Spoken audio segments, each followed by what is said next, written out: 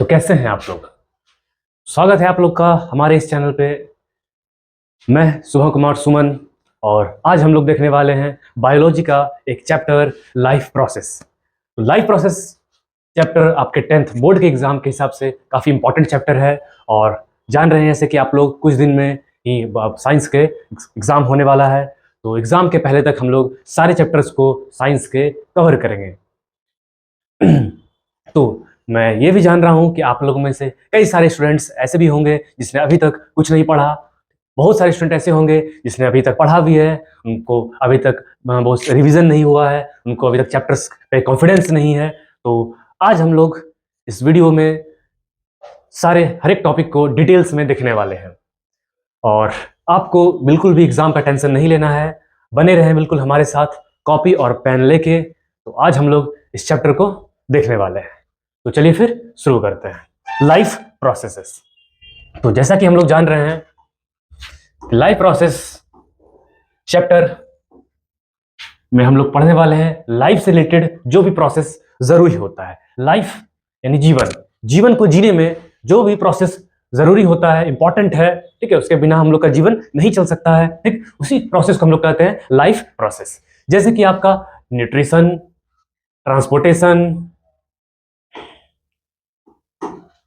Transportation, excretion, respiration, metabolism, reproduction, ठीक, इसमें से कई सारा ये जो प्रोसेस है ये आपके लाइफ को जीने में के लिए बड़ा ही इंपॉर्टेंट है। ठीक, तो चलिए फिर आगे की ओर बढ़ते हैं।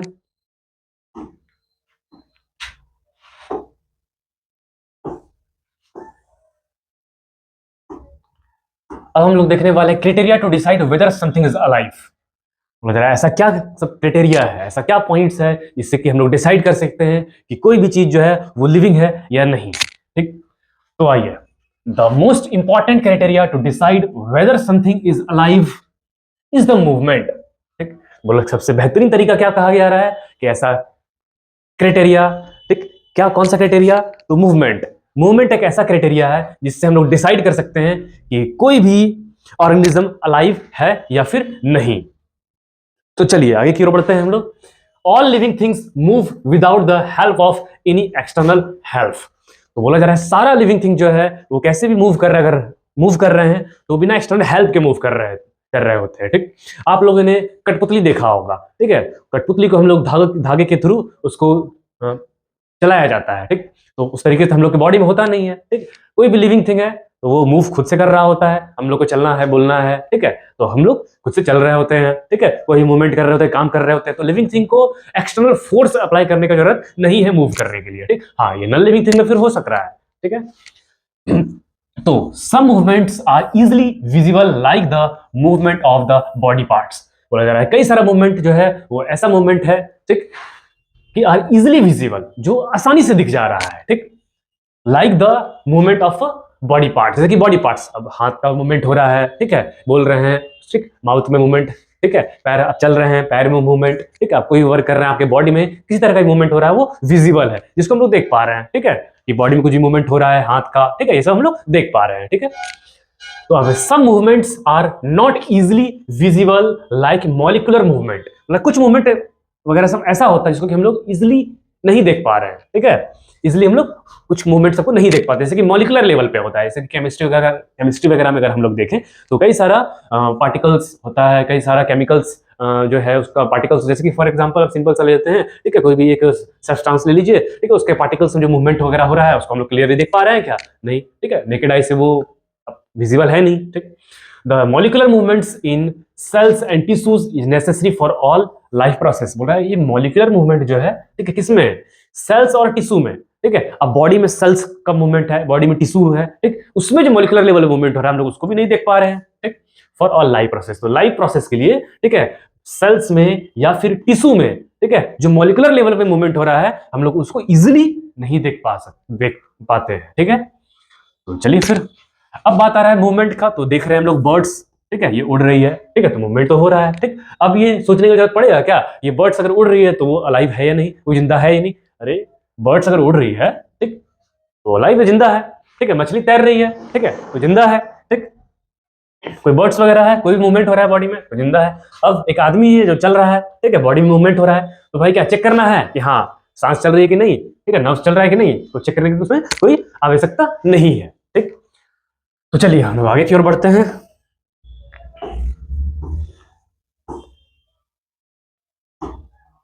तो लाइफ प्रोसेस अब है क्या? Life process are the basic processes in living organism which are necessary for maintaining their life. Life process जो है, ठीक है, वो एक बेसिक प्रोसेस है। क्या है? एक बेसिक प्रोसेस है इन लिविंग ऑर्गेनिज्म। लिविंग ऑर्गेनिज्म में लाइफ प्रोसेस क्या है? एक बेसिक प्रोसेस है किसी भी लिविंग ऑर्गेनिज्म में, विच आर नेसेसरी, जो कि काफी नेसेसरी है। इसलिए फॉर मेंटेनिंग देयर लाइफ, अपने लाइफ को मेंटेन करने के लिए काफी जरूरी है। ठीक, क्या? तो लाइफ प्रोसेस। ठीक, तो ऐसा कोई भी प्रोसेस जो किसी भी लिविंग थिंग को अपने लाइफ को मेंटेन करने के लिए जरूरी होता है, उसको हम लोग लाइफ प्रोसेस में देखते हैं। The basic life process are, अब न्यूट्रिशन, अब जिंदा रहने के लिए न्यूट्रिशन का तो जरूरत है, खाना पीना भैया नहीं खाएंगे तो फिर जिंदा कैसे रहेंगे? ठीक है, तो न्यूट्रिशन तो काफी जरूरी है। रिस्पिरेशन, अब सांस ही नहीं लेंगे तो फिर तो दिक्कत वाली बात है।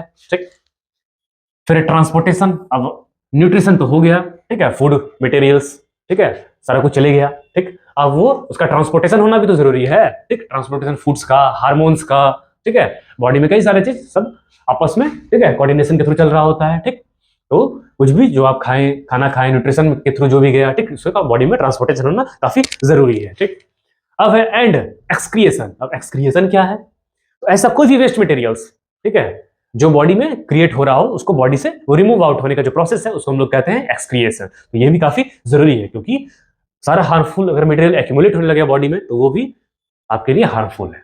ठीक, अब फर्स्ट पे आते हैं हम लोग न्यूट्रिशन। न्यूट्रिशन क्या है? तो nutrition is the process of taking food by an organism. Nutrition एक ऐसा प्रोसेस है जिससे कोई भी ऑर्गेनिज्म फूड को इनटेक करता है, ठीक है, फूड को लेता है। ठीक, taking food by an organism and its utilization by the body for life process. अब बोला जा रहा है टेकिंग ऑफ फूड, ठीक है, फूड को तो भाई कोई भी ऑर्गेनिज्म ले चुका, ठीक, एंड इट्स यूटिलाइजेशन, ठीक है, अब उसका यूटिलाइजेशन यानी कि जो फूड कंज्यूम किया गया, ठीक है, उसको यूटिलाइज भी करना हो।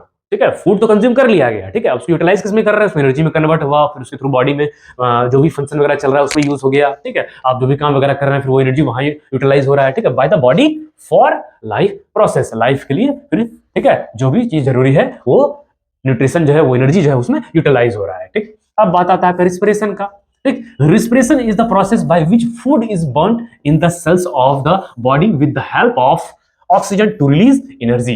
बोला जा रहा है क्या कि न्यूट्रिशन जो है, सॉरी, रिस्पिरेशन जो है, ठीक है, क्या है? इज द प्रोसेस, वो एक प्रोसेस है by which food is burn. ठीक है, रिस्पिरेशन एक ऐसा प्रोसेस है जिसमें कि ऑक्सीजन बॉडी के अंदर आता है, वो फूड से रिएक्ट करता है और फूड बर्न होने के बाद, ठीक है, एनर्जी में चेंज होता है। ठीक है, फूड बर्न होने के बाद एनर्जी रिलीज होता है। ठीक, अब ये एनर्जी जो है, ठीक, बॉडी अपने लिए यूज कर लेता है। ठीक, by the body with the help of oxygen to release energy. ठीक है, ऑक्सीजन से भाई ये रिएक्ट करता है। अब जो भी फूड वगैरह हो, ठीक, अब जैसे कि मान लीजिए ग्लूकोज के फॉर्म में है फूड C6H12O6, ठीक, अब ये है, ठीक, ग्लूकोज के फॉर्म में बॉडी में फूड, ये ऑक्सीजन से रिएक्ट करता है। अब ये क्या फिर चेंज कर रहा है भाई? कार्बन डाइऑक्साइड, ठीक, प्लस H2O वाटर और प्लस ये एनर्जी रिलीज कर रहा है, जो कि आपका एडीपी और एटीपी के फॉर्म में होता है। ठीक, तो एडीपी और एटीपी क्या है फिर हम लोग इसको अभी आगे देखेंगे। ठीक, एडीपी क्या है आपका? एडेनोसिन डाइफॉस्फेट, और एटीपी एडेनोसिन ट्राइफॉस्फेट, जिसमें डाइफॉस्फेट यानी कि 2 मॉलिक्यूल होता है फॉस्फेट का, और ट्राइफॉस्फेट यानी कि 3 मॉलिक्यूल्स है फॉस्फेट का।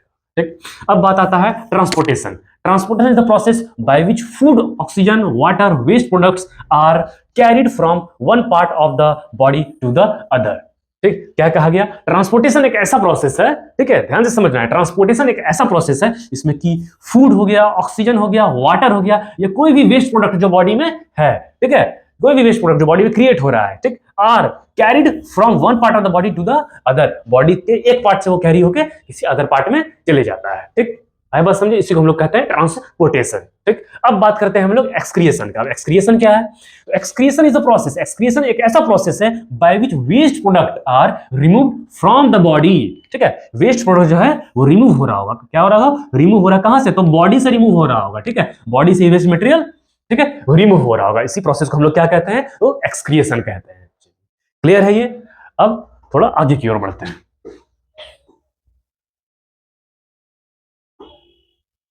अब हम लोग बात करते हैं न्यूट्रिशन का। ठीक है। तो भैया अब न्यूट्रिशन क्या होता है? न्यूट्रिशन, तो nutrition is the process, nutrition क्या है? Nutrition is the process of taking food. Nutrition क्या है? कि फूड को लेने का एक प्रोसेस है न्यूट्रिशन, ठीक, of by an organism and its utilization. अभी हम लोग न्यूट्रिशन उधर देख चुके थे। न्यूट्रिशन एक ऐसा प्रोसेस था जिसमें कि फूड को लिया जाता था और उसका यूटिलाइजेशन भी, उसको यूज भी करना, बॉडी उसको यूज भी कर रहा है, ठीक है, ये देखे थे। तो यूटिलाइजेशन, ठीक है, यानी बाद में बॉडी उसको यूज कर रहा है, बाद में उसको यूटिलाइज कर ले रहा है, ठीक, by the body to build the body, ठीक। अब बॉडी बाय उस न्यूट्रिशन को यूज क्यों कर रहा है? ठीक, तो to build the body, body अपने आप को बनाने में, ठीक है, क्योंकि छोटा बच्चा है, ठीक, धीरे धीरे बढ़ते बढ़ते उसका बॉडी क्रिएट तो हो रहा है, धीरे धीरे वो एडल्ट में चेंज हुआ, ठीक है, फिर ठीक है आगे ये ग्रोथ होते गया, ठीक, तो ये उसके बॉडी को क्रिएट करने में काम आ रहा है, ठीक, फॉर ग्रोथ, ग्रोथ के लिए, to repair the damage part of the body, ठीक, और बॉडी के डैमेज पार्ट को रिपेयर करने के लिए। अब कहीं भी, ठीक है, कुछ चोट वगैरह लग गया, ठीक है, वो बॉडी देखिए आप उसमें एंटीसेप्टिक या कोई दवाई कोई मेडिसिन ना भी लीजिए तो बॉडी खुद को अपने आप को रिपेयर करता है, ठीक, तो वो खुद को रिपेयर करने के लिए भी उस न्यूट्रिशन को यूज कर ले रहा है, ठीक, एंड फॉर एनर्जी, और एनर्जी के लिए तो यूज कर ही रहा है, ठीक, हम लोग खाना खा ही क्यों रहे हैं? तो भाई एनर्जी के लिए खा रहे हैं। तो खाना अगर खा ही नहीं, न्यूट्रिशन अगर ले ही नहीं तो एनर्जी आने वाला कहां से है? ठीक है, तो बॉडी को एनर्जी कहां से मिल रहा है? तो आपका जो न्यूट्रिशन है, ठीक, अब न्यूट्रिशन क्या? टेकिंग फूड, जो आप फूड ले रहे हैं उसी से बॉडी को एनर्जी मिल रहा है। क्लियर है ये? अब बात करते हैं life on earth depends on carbon based molecules, ठीक है, बोला जाए अर्थ पे जो लाइफ है वो कार्बन बेस्ड मॉलिक्यूल्स पे डिपेंड कर रहा है। अब कार्बन बेस्ड मॉलिक्यूल्स क्या है? यानी कि ऐसा कोई भी मॉलिक्यूल्स जो कार्बन से मिलके तैयार हुआ, ऐसा कोई भी कंपाउंड जो कार्बन से बना हुआ हो, ठीक है, तो कार्बन बेस्ड मॉलिक्यूल्स हो गया। अब जितना भी फूड मटेरियल्स है, ठीक है, बॉडी है, ठीक है, जैसे हम लोग का बॉडी में बहुत सारे कार्बन पार्टिकल्स है, ठीक है, कार्बन के मॉलिक्यूल से मिलकर बना हुआ है, बहुत सारा फूड हो गया, क्लॉथ हो गया, कई सारा चीज का अगर हम लोग देखें तो कुछ ना कुछ परसेंटेज कार्बन का है, कई सारा मॉलिक्यूल्स कार्बन का है, ठीक, तो सारे कार्बन बेस्ड कंपाउंड से ही मिलकर तैयार हुआ है, ठीक। तो आगे की ओर बढ़ते हैं अब, and most of the food are also carbon based molecules. अभी बात कर ली हम लोग, अधिकतर जो फूड है वो कार्बन बेस्ड मॉलिक्यूल्स ही है, कार्बन बेस्ड फूड ही है, यानी कि कार्बन है उसमें प्रेजेंट, ठीक।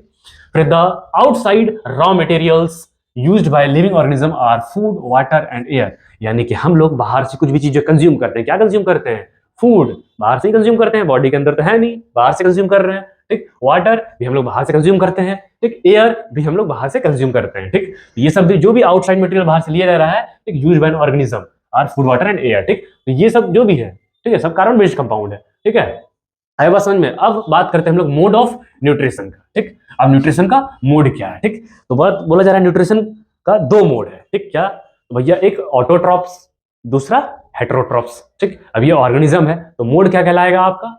ठीक है, मोड ऑफ ऑटोट्रॉपिक न्यूट्रिशन और हेटेरोट्रॉपिक न्यूट्रिशन, ठीक। तो मोड क्या है? तो here are two main modes of nutrition, nutrition का दो मेन मोड्स है, क्या? They are autotrophic nutrition and the second one is heterotrophic nutrition, ठीक। तो अब हम लोग देखते हैं ये ऑटोट्रॉपिक न्यूट्रिशन और हेटेरोट्रॉपिक न्यूट्रिशन है क्या। तो सिंपल सा शब्द का मतलब समझना है, ठीक। अगर इस वर्ड्स के मीनिंग को आप समझ गए, ठीक, तो आपको मालूम चल जाएगा ये तो हेटेरोट्रॉपिक और ऑटोट्रॉपिक है क्या चीज। तो बात करते हैं ऑटोट्रॉपिज्म, ठीक है। ऑटो मतलब होता है सेल्फ, ट्रॉपिज्म मतलब होता है न्यूट्रिशन, यानी कि ऐसा ऑर्गेनिज्म जो खुद से अपने न्यूट्रिशन को करता है उसको हम लोग कहते हैं ऑटोट्रॉपिक न्यूट्रिशन। और हेटेरोट्रॉपिक न्यूट्रिशन किसको कहते हैं? हेटेरो मतलब होता है अदर्स और ट्रॉपिज्म मतलब होता है न्यूट्रिशन, ठीक। तो ऐसा ऑर्गेनिज्म जो अपने न्यूट्रिशन के लिए किसी अदर पे डिपेंड करता हो, किसी अदर ऑर्गेनिज्म पे डिपेंड करता हो, ठीक। ऐसा कोई भी एनिमल्स, ठीक, कोई भी ऑर्गेनिज्म जो अपने न्यूट्रिशन के लिए किसी अदर पे डिपेंड करता हो, उस ऑर्गेनिज्म को हम लोग कहते हैं हेटेरोट्रॉपिक, हेटेरोट्रॉप्स, ठीक। वैसा न्यूट्रिशन का जो मोड होगा उसको हम लोग कहेंगे हेटेरोट्रॉपिक न्यूट्रिशन, ठीक है, हेटेरोट्रॉपिक मोड ऑफ न्यूट्रिशन। चलिए आइए फिर देखते हैं ऑटोट्रॉपिक न्यूट्रिशन क्या है। Nutrition which organism prepare their own food from simple inorganic substance, simple inorganic substance carbon dioxide हो गया, वाटर वगैरह हो गया, ठीक है, ये सब को लेके प्लांट, ठीक है, ये सब सिंपल इनऑर्गेनिक सब्सटेंस है प्लांट जिसको लेके अपना फूड बनाता है, ठीक है। लाइक कार्बन डाइऑक्साइड, ये CO2 भाई प्लांट लेता है CO2, वाटर ये तो H2O है, ये प्लांट लेता ही अपने रूट से, ठीक। In the presence of sunlight, तो भाई सनलाइट के प्रेजेंस में रहता है, ठीक। अब सनलाइट लेता क्या है, लेता कैसे? तो भाई क्लोरोफिल है उसके पास, सनलाइट को एब्जॉर्ब करने के लिए उस हीट एनर्जी को ट्रैप करता है और प्लांट वगैरह अपना फूड वगैरह बनाता है, इसको फोटोसिंथेसिस कहते हैं, इसी प्रोसेस को हम लोग, ठीक। एंड क्लोरोफिल है ना, क्लोरोफिल है, ठीक, तो ये फोटोसिंथेसिस कर सक रहा है, ठीक। एग्जांपल इसका all green plant and some bacteria, कुछ बैक्टीरिया वगैरह हो गया, और सारा ग्रीन प्लांट, ठीक। अब सारा ग्रीन प्लांट है तो ग्रीन है तो इसके पास क्यों ग्रीन है? क्योंकि ग्रीन प्लांट जो है उसके पास एक पिगमेंट है जिसको हम लोग कहते हैं क्लोरोफिल, ठीक, तो उसी पिगमेंट के हेल्प से, ठीक है, ये ग्रीन है और उसी पिगमेंट के हेल्प से ये सनलाइट के एब्जॉर्ब कर पा रहा है और फोटोसिंथेसिस कर पा रहा है। ठीक, अब कुछ बैक्टीरिया वगैरह है, ठीक, तो इसके पास जिसके पास ऐसा कोई भी ऑर्गेनिज्म जिसके पास अगर यही क्लोरोफिल का पिगमेंट है तो वो भी सनलाइट को ट्रैप करके अपना फूड बना सकता है। ठीक, कुछ सिंपल सा है ऐसा बैक्टीरिया सब। ठीक, अब बात करते हैं हम लोग हेटेरोट्रॉपिक न्यूट्रिशन क्या है। ठीक, is nutrition in which organism gate their food directly और इनडायरेक्टली, ठीक है, गेट देयर फूड डायरेक्टली और इनडायरेक्टली फ्रॉम प्लांट्स। ठीक, यानी कोई ऐसा हेटेरोट्रॉप्स क्या करता है, वो फूड जो है अपना, ठीक है, किसी भी ऑर्गेनिज्म से जो लेता है वो डायरेक्ट लेता है या फिर इनडायरेक्ट लेता है। ठीक है, अब कैसे, जैसे मान लीजिए हेटेरोट्रॉप जो अपना न्यूट्रिशन के लिए डायरेक्ट इनडायरेक्ट प्लांट पे ही डिपेंड कर रहा है। ठीक है, अब कैसे, तो अब इसको देख लेते हैं। ठीक, जैसे कि हम लोग हैं, ठीक है, हम लोग फूड कहां से ले रहे हैं, डायरेक्ट प्लांट से ले रहे हैं। ठीक, बिल्कुल ले रहे हैं। ठीक, तो और फूड एनिमल से भी तो लेते हैं। ठीक है, एनिमल्स भी कई सारा प्रोडक्ट है, तो भैया मीट है, एग है, हनी है। ठीक, तो ये सब क्या है, एनिमल प्रोडक्ट है और हम लोग उसको भी कंज्यूम कर रहे हैं। ठीक, तो बात ये आती है, ठीक, जो एनिमल प्रोडक्ट है, ठीक है, तो सिंपल सा एक एग्जांपल लेते हैं, हार्बीवोरस। ठीक है, कोई हार्बीवोरस वो डायरेक्ट प्लांट को कंज्यूम कर रहा है, अब हार्बीवोरस को कोई कार्निवोरस कंज्यूम कर रहा है। ठीक है, या कोई ओमनीवोरस कंज्यूम कर रहा है, सच एज ह्यूमन बीइंग भी, ठीक, कंज्यूम कर रहा है, तो वो इनडायरेक्टली तो प्लांट पे ही डिपेंड कर रहा है ना। ठीक, तो all animals, fungi and some bacteria. ठीक है, इसमें क्या आ जाता है, सारा एनिमल फूड बनाता नहीं है। ठीक है, क्या करता है वो, ठीक, आपका किसी दूसरे पे डिपेंड करता है अपने न्यूट्रिशन के लिए। ठीक, कुछ फंगी भी ऐसा है, कुछ बैक्टीरिया भी ऐसा है, ठीक, जो दूसरे पे अपने न्यूट्रिशन के लिए किसी अदर ऑर्गेनिज्म पे डिपेंड करता है। ठीक, अब हम लोग आते हैं टाइप ऑफ हेटेरोट्रॉपिक न्यूट्रिशन। ठीक, अब हम लोग जैसे देखिए कुछ न्यूट्रिशन हेटेरोट्रॉपिक में ऐसा था जो डायरेक्टली इनडायरेक्टली डिपेंड करता था, कौन कौन सा होगा उसमें। ठीक, अब हेटेरोट्रॉपिक न्यूट्रिशन में हम लोग आ जाते हैं तो उसमें आता है आपका सेप्रोफाइटिक, पारासाइटिक और होलोजोइक। ठीक, तो आइए देखते हैं इसको, सेप्रोफाइटिक, फोलोजोइक और होलोजोइक ये है क्या, पारासाइटिक। ठीक, हाँ, तो there are three main types of heterotropic nutrition. They are saprophytic, parasitic and holozoic. अब saprophytic जो है ये डेड डिकेइंग प्लांट और एनिमल्स जो ग्रो कर रहा है और उससे न्यूट्रिशन ले रहा है, ठीक है, और अपनी लाइफ को वही सर्वाइव कर रहा है, वैसे ऑर्गेनिज्म को हम लोग कहते हैं सेप्रोफाइटिक। वैसा न्यूट्रिशन जो भी ऑर्गेनिज्म करता है उसको हम लोग सेप्रोफाइटिक न्यूट्रिशन में रखेंगे। ठीक है, अब बात करता है हम लोग का पारासाइटिक का। अब पारासाइटिक भैया क्या है, तो पारासाइटिक जो मोड ऑफ न्यूट्रिशन है वो है पारासाइट, जो किसी भी होस्ट के बॉडी में रहता है और वहां से न्यूट्रिशन वगैरह ले रहा है, उसको हार्म पहुंचा रहा है, इसको कहते हैं हम लोग पारासाइटिक। तो ऐसा ऑर्गेनिज्म जो न्यूट्रिशन कर रहा हो जाएगा पारासाइटिक मोड ऑफ न्यूट्रिशन। ठीक, अब बात करते हैं होलोजोइक। अब होलोजोइक कौन है भैया, हम लोग। ठीक है, तो होलोजोइक क्या है, अब ऐसा ऑर्गेनिज्म जो सिंपली फूड को इंटेक कर रहा हो, ठीक है, बस वो कहलाता है होलोजोइक। ठीक है, अब जैसे कि ह्यूमन बींग्स, नॉर्मल एनिमल्स, ठीक है, कि हम लोग खाना को डायरेक्ट इंटेक करके खा ले रहे हैं। ठीक है, वो कहलाया आपका होलोजोइक में। ठीक, पारासाइटिक एग्जांपल वगैरह क्या हो गया, ठीक है, लाइस, ठीक है, कुछ टैपवार्म, ठीक है, कुछ वॉर्म्स वगैरह। ठीक है, ये सब क्या कहते हैं कि होस्ट के बॉडी पे रहता है, ठीक, और वहां से न्यूट्रिशन भी ले रहा है और उसको हार्म भी पहुंचा रहा है। ठीक, ये सब पारासाइटिक मोड का न्यूट्रिशन कहलाता है। अब इसको हम लोग देख लेते हैं थोड़ा डिटेल्स में। चलिए, तो है क्या क्या, तो है saprophytic nutrition is a nutrition in which organism gate their food from dead and decaying organism, यानी कि सड़ा गला, ठीक है, जो भी ऑर्गेनिज्म सब होगा उससे वो न्यूट्रिशन अपना ले रहा है। ठीक, they break down the food materials, ठीक है, उस फूड मटेरियल को ब्रेक डाउन, तोड़ता है, ठीक, their body break outside their body and then absorb it, ठीक है, और फिर उसको तोड़ के एब्जॉर्ब कर लेता है। ठीक, एग्जांपल क्या आ जा रहा है इसका, तो मशरूम भैया इसी का एक एग्जांपल है, ब्रेड मोल्ड है, ईस्ट है और सम बैक्टीरिया। अब कुछ बैक्टीरिया ऐसा है, ठीक, जो क्या करता है, किसी डेड ऑर्गेनिज्म या डिकेइंग ऑर्गेनिज्म पे ही ग्रो करता है, ठीक है, उसको तोड़ता है, उसी को फूड की तरह कंज्यूम कर रहा है, वहीं पे फिर सर्वाइव कर ले रहा है। ठीक, तो मशरूम भी इसमें से एक ऐसा ही एग्जाम्पल है, ठीक, जो किसी भी, ठीक है, डेड डिकेइंग मटेरियल्स पे ग्रो कर जाता है। ठीक, अब बात करते हैं हम लोग पारासाइटिक का। पारासाइटिक है क्या, is nutrition in which organism, ठीक है, ये ऐसा न्यूट्रिशन जिसमें कि organism gate their food from living organism. ठीक है, ठीक, तो ये पारासाइटिक जो है, ठीक, ये अपना फूड कहां से लेता है, किसी लिविंग ऑर्गेनिज्म से। ठीक है, जैसे किसी की बॉडी में, जैसे लाइस है, ठीक है, तो जानवर सब में देख रहे होंगे कई सारे कीड़ा वगैरह उसके बॉडी में हो जाता है। ठीक है, तो वो जानवर उसके लिए होस्ट, और वो ऑर्गेनिज्म जो उसके बॉडी पे है वो कहलाया गेस्ट। ठीक है, तो वो कहलाया पारासाइट। ठीक, तो हाँ, होस्ट है ना, उसके ऑर्गेनिज्म, जिस ऑर्गेनिज्म पर रह रहा है उसको हम लोग होस्ट कहते हैं। ठीक, विदाउट किलिंग दैम, ठीक, और वो उसके बॉडी पर रह रहा है बिना उसको मारे, ठीक है, हार्म पहुंचा रहा है लेकिन मार नहीं रहा है। ठीक है, तो ये कसकटा आता है, orchids, ticks, lice, leeches, roundworm, tapeworm, plasmodium, ठीक। और ऐसा कई सारा ऑर्गेनिज्म होता है, ठीक, जो किसी के बॉडी में ग्रो करता है, वहां से न्यूट्रिशन ले रहा होता है, ठीक। तो ये भी देखिए, ये भी प्लांट जो है ये एक तरह का प्लांट का पैरासाइट है, ठीक, जो देख रहे हैं, ठीक। ये अमरबेल कहलाता है, ठीक, तो हिंदी में अमरबेल कहते हैं। या फिर कई सारा ऐसा और भी पैरासाइट्स वगैरह प्लांट्स में भी होता है, ठीक, जो इसके बॉडी में ग्रो कर रहा है, ठीक है, और इसे न्यूट्रिशन मिल रहा है, इसको हार्म नहीं पहुंचा रहा है, इसका न्यूट्रिशन का कमी हो जा रहा है या कुछ प्रॉब्लम क्रिएट कर रहा है बॉडी में, ठीक।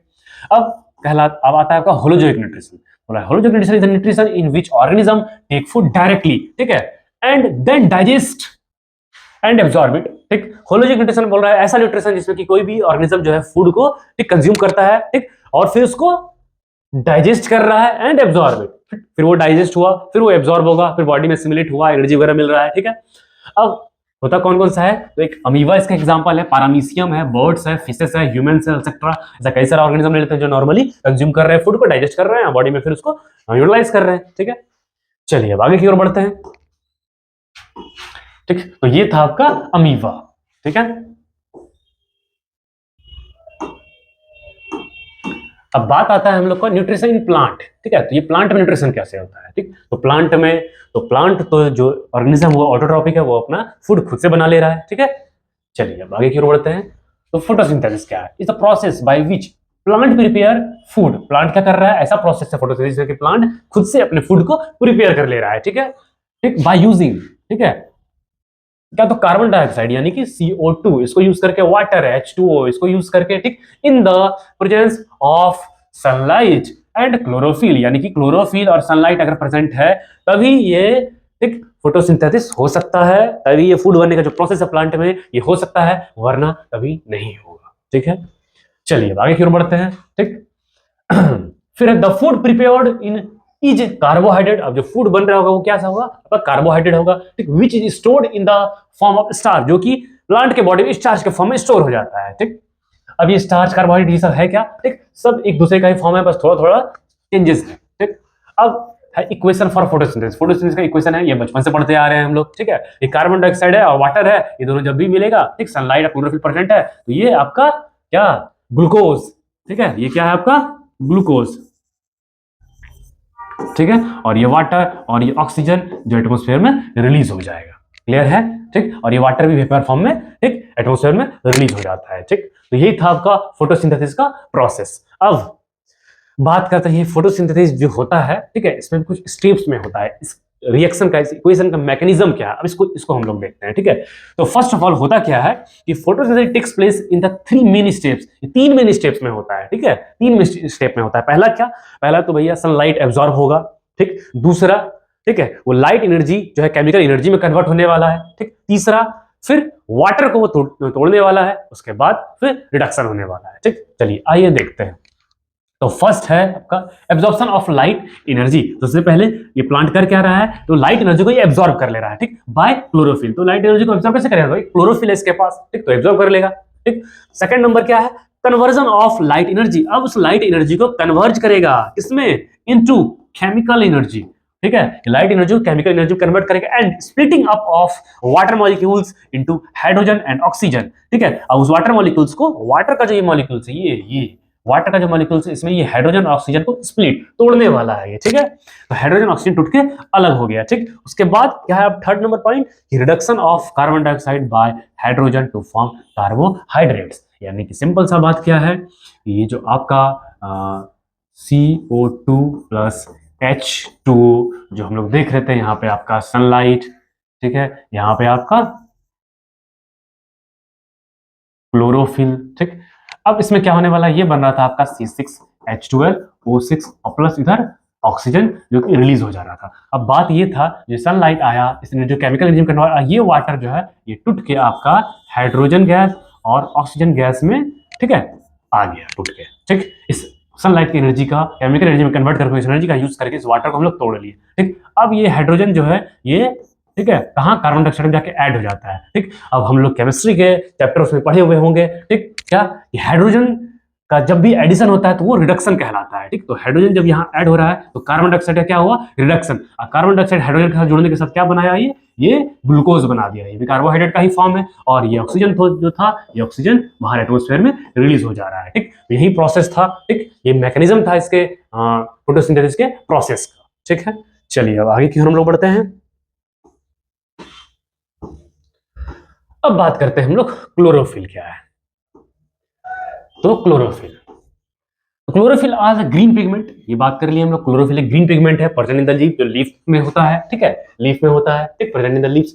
If we observe a cross section of a leaf, अगर हम लोग लीफ के क्रॉस सेक्शन को ऑब्जर्व करें, ठीक है, अंडर ए मैक्रोस्कोप, कहां, तो मैक्रोस्कोप में, क्योंकि लीफ का क्रॉस सेक्शन, लीफ तो थोड़ा पतला है, वो तो क्रॉस सेक्शन आपको नॉर्मली दिखने वाला नहीं है, उसको मैक्रोस्कोप में हम लोग देखेंगे। ठीक है, जब मैक्रोस्कोप हम लोग देखेंगे, we can see cells containing green dots like structure. अब उससे हम लोग कई सारा सेल्स दिखेगा जो ग्रीन डॉट वाला स्ट्रक्चर वाला सेल्स होगा। ठीक, आर कॉल्ड क्लोरोप्लास्ट। ठीक, उस डॉट को हम लोग कहेंगे क्लोरोप्लास्ट, उसी में क्लोरोफिल प्रेजेंट होने वाला है। ठीक है, विच कंटेन्स क्लोरोफिल। ठीक है, इसमें क्या प्रेजेंट रहेगा, तो क्लोरोफिल प्रेजेंट रहेगा। ठीक है, अब ये आपका क्या है, ठीक, ये लीफ का स्ट्रक्चर है, इसको हम लोग क्या कहते हैं, ठीक, मेसोफाइल। ठीक, अभी लीफ का इंटरनल स्ट्रक्चर है, इसमें आपको कई सारा दिख रहा होगा, देखिए ये जो है, ठीक है, ये आपका क्या है, क्लोरोप्लास्ट। इसी क्लोरोप्लास्ट में कंटेन क्लोरोफिल, इसी क्लोरोप्लास्ट के अंदर क्लोरोफिल प्रेजेंट रहता है, ग्रीन पिगमेंट। ठीक है, और ये स्ट्रक्चर है आपका लीफ का।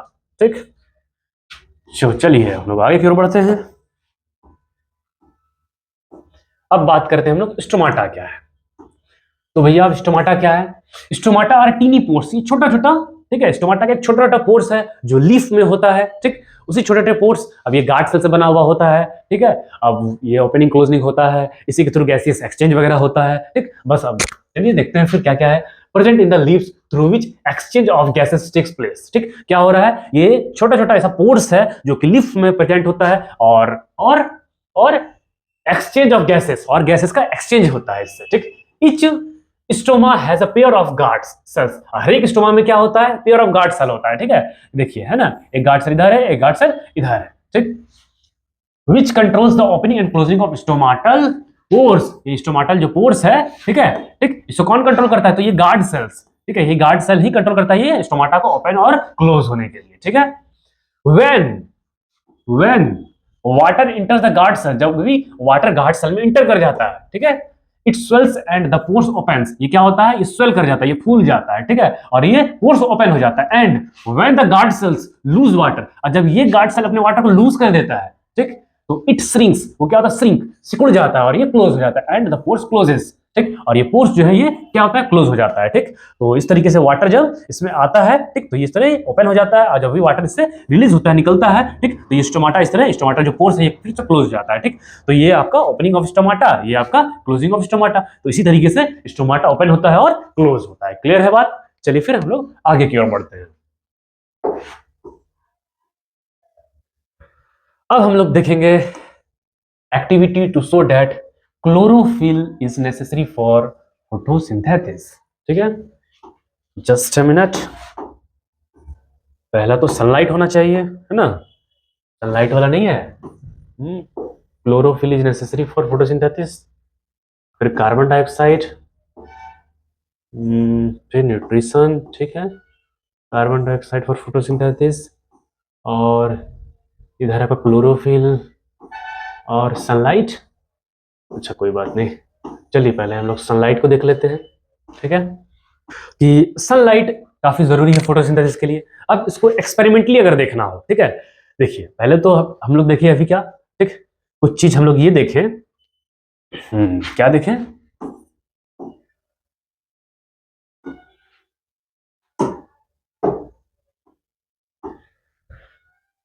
तो अभी हम लोग ये देखें, ठीक, कि जो रिएक्शन देखे थे हम लोग CO2 प्लस H2O, इसमें हम लोग सनलाइट और क्लोरोफिल, ठीक है, जो कि किसमें था, जो कि ये क्या बन रहा था फिर C6H12O6, ये ग्लूकोज, और ये ऑक्सीजन जो कि एटमॉस्फेयर में रिलीज हो जा रहा था। ठीक, अब इसमें हम लोग देखें यहाँ पे सनलाइट है ना, सनलाइट जरूरी है फोटोसिंथेसिस के लिए। अब इसको अगर एक्सपेरिमेंटली प्रूव करना हो कि सनलाइट जरूरी है या नहीं, ठीक, तो जरूरी है तो किस तरीके से ये जरूरी है, तो इसको एक्सपेरिमेंटली हम लोग प्रूफ कर लेंगे। ठीक, तो सबसे पहला काम करना है आपको, एक पॉटेड प्लांट ले लेना है। ठीक, पॉटेड प्लांट मतलब एक छोटा सा गमला, उसमें प्लांट लगा हुआ है। क्यों? क्योंकि अगर बाहर प्लांट लगा हुआ है तो उसको तो उठा के हम लोग अंदर कर नहीं सकते हैं, इसलिए एक पॉटेड प्लांट लेना है आपको। ठीक, एक पॉटेड प्लांट ले लिए, कोई भी छोटा सा एक पौधा पॉट में लगा हुआ उसको ले लेना है। ठीक, उसको कुछ दिन के लिए शेड रीजन में रख देना है। ठीक है, एक रूम के अंदर, डार्क रूम है, उसके अंदर आप उसको रख दिए। ठीक, अब प्लांट जो फोटोसिंथेसिस पहले किया हुआ होगा, उसमें जो भी फूड वगैरह, स्टार्च वगैरह, जो फूड मटेरियल उसके बॉडी में बना हुआ होगा, उसको कुछ दिन टाइम में वो कंज्यूम कर लेगा। ठीक है, कुछ टाइम में, थोड़े टाइम में, कुछ दिन में वो सारा कंज्यूम कर लेगा। ठीक, अब उसके पास स्टार्च बचा हुआ नहीं है। ठीक है, अब उसके पास क्या है? स्टार्च, फूड मटेरियल जो भी उसके बॉडी में वो बचा हुआ नहीं है। ठीक, अब उसको चाहिए फूड के लिए फोटोसिंथेसिस करना। ठीक, अब फोटोसिंथेसिस के लिए जरूरी हो गया है। ठीक, क्योंकि उसके बॉडी में फूड मटेरियल्स प्रेजेंट है नहीं। ठीक, अब उसके लिए क्या करना है? अब उस पॉटेड प्लांट को फिर से हम लोग बाहर ले जाके धूप में रख देंगे। तो हम लोग एक्सपेरिमेंट ये करना था कि सनलाइट जरूरी है। तो एक काम करेंगे, कुछ पार्ट्स में हम लोग कुछ ऐसा थोड़ा जुगाड़ लगा लेते हैं जिससे कि सनलाइट वहां पे लगे ही नहीं। ठीक, तो करना क्या है?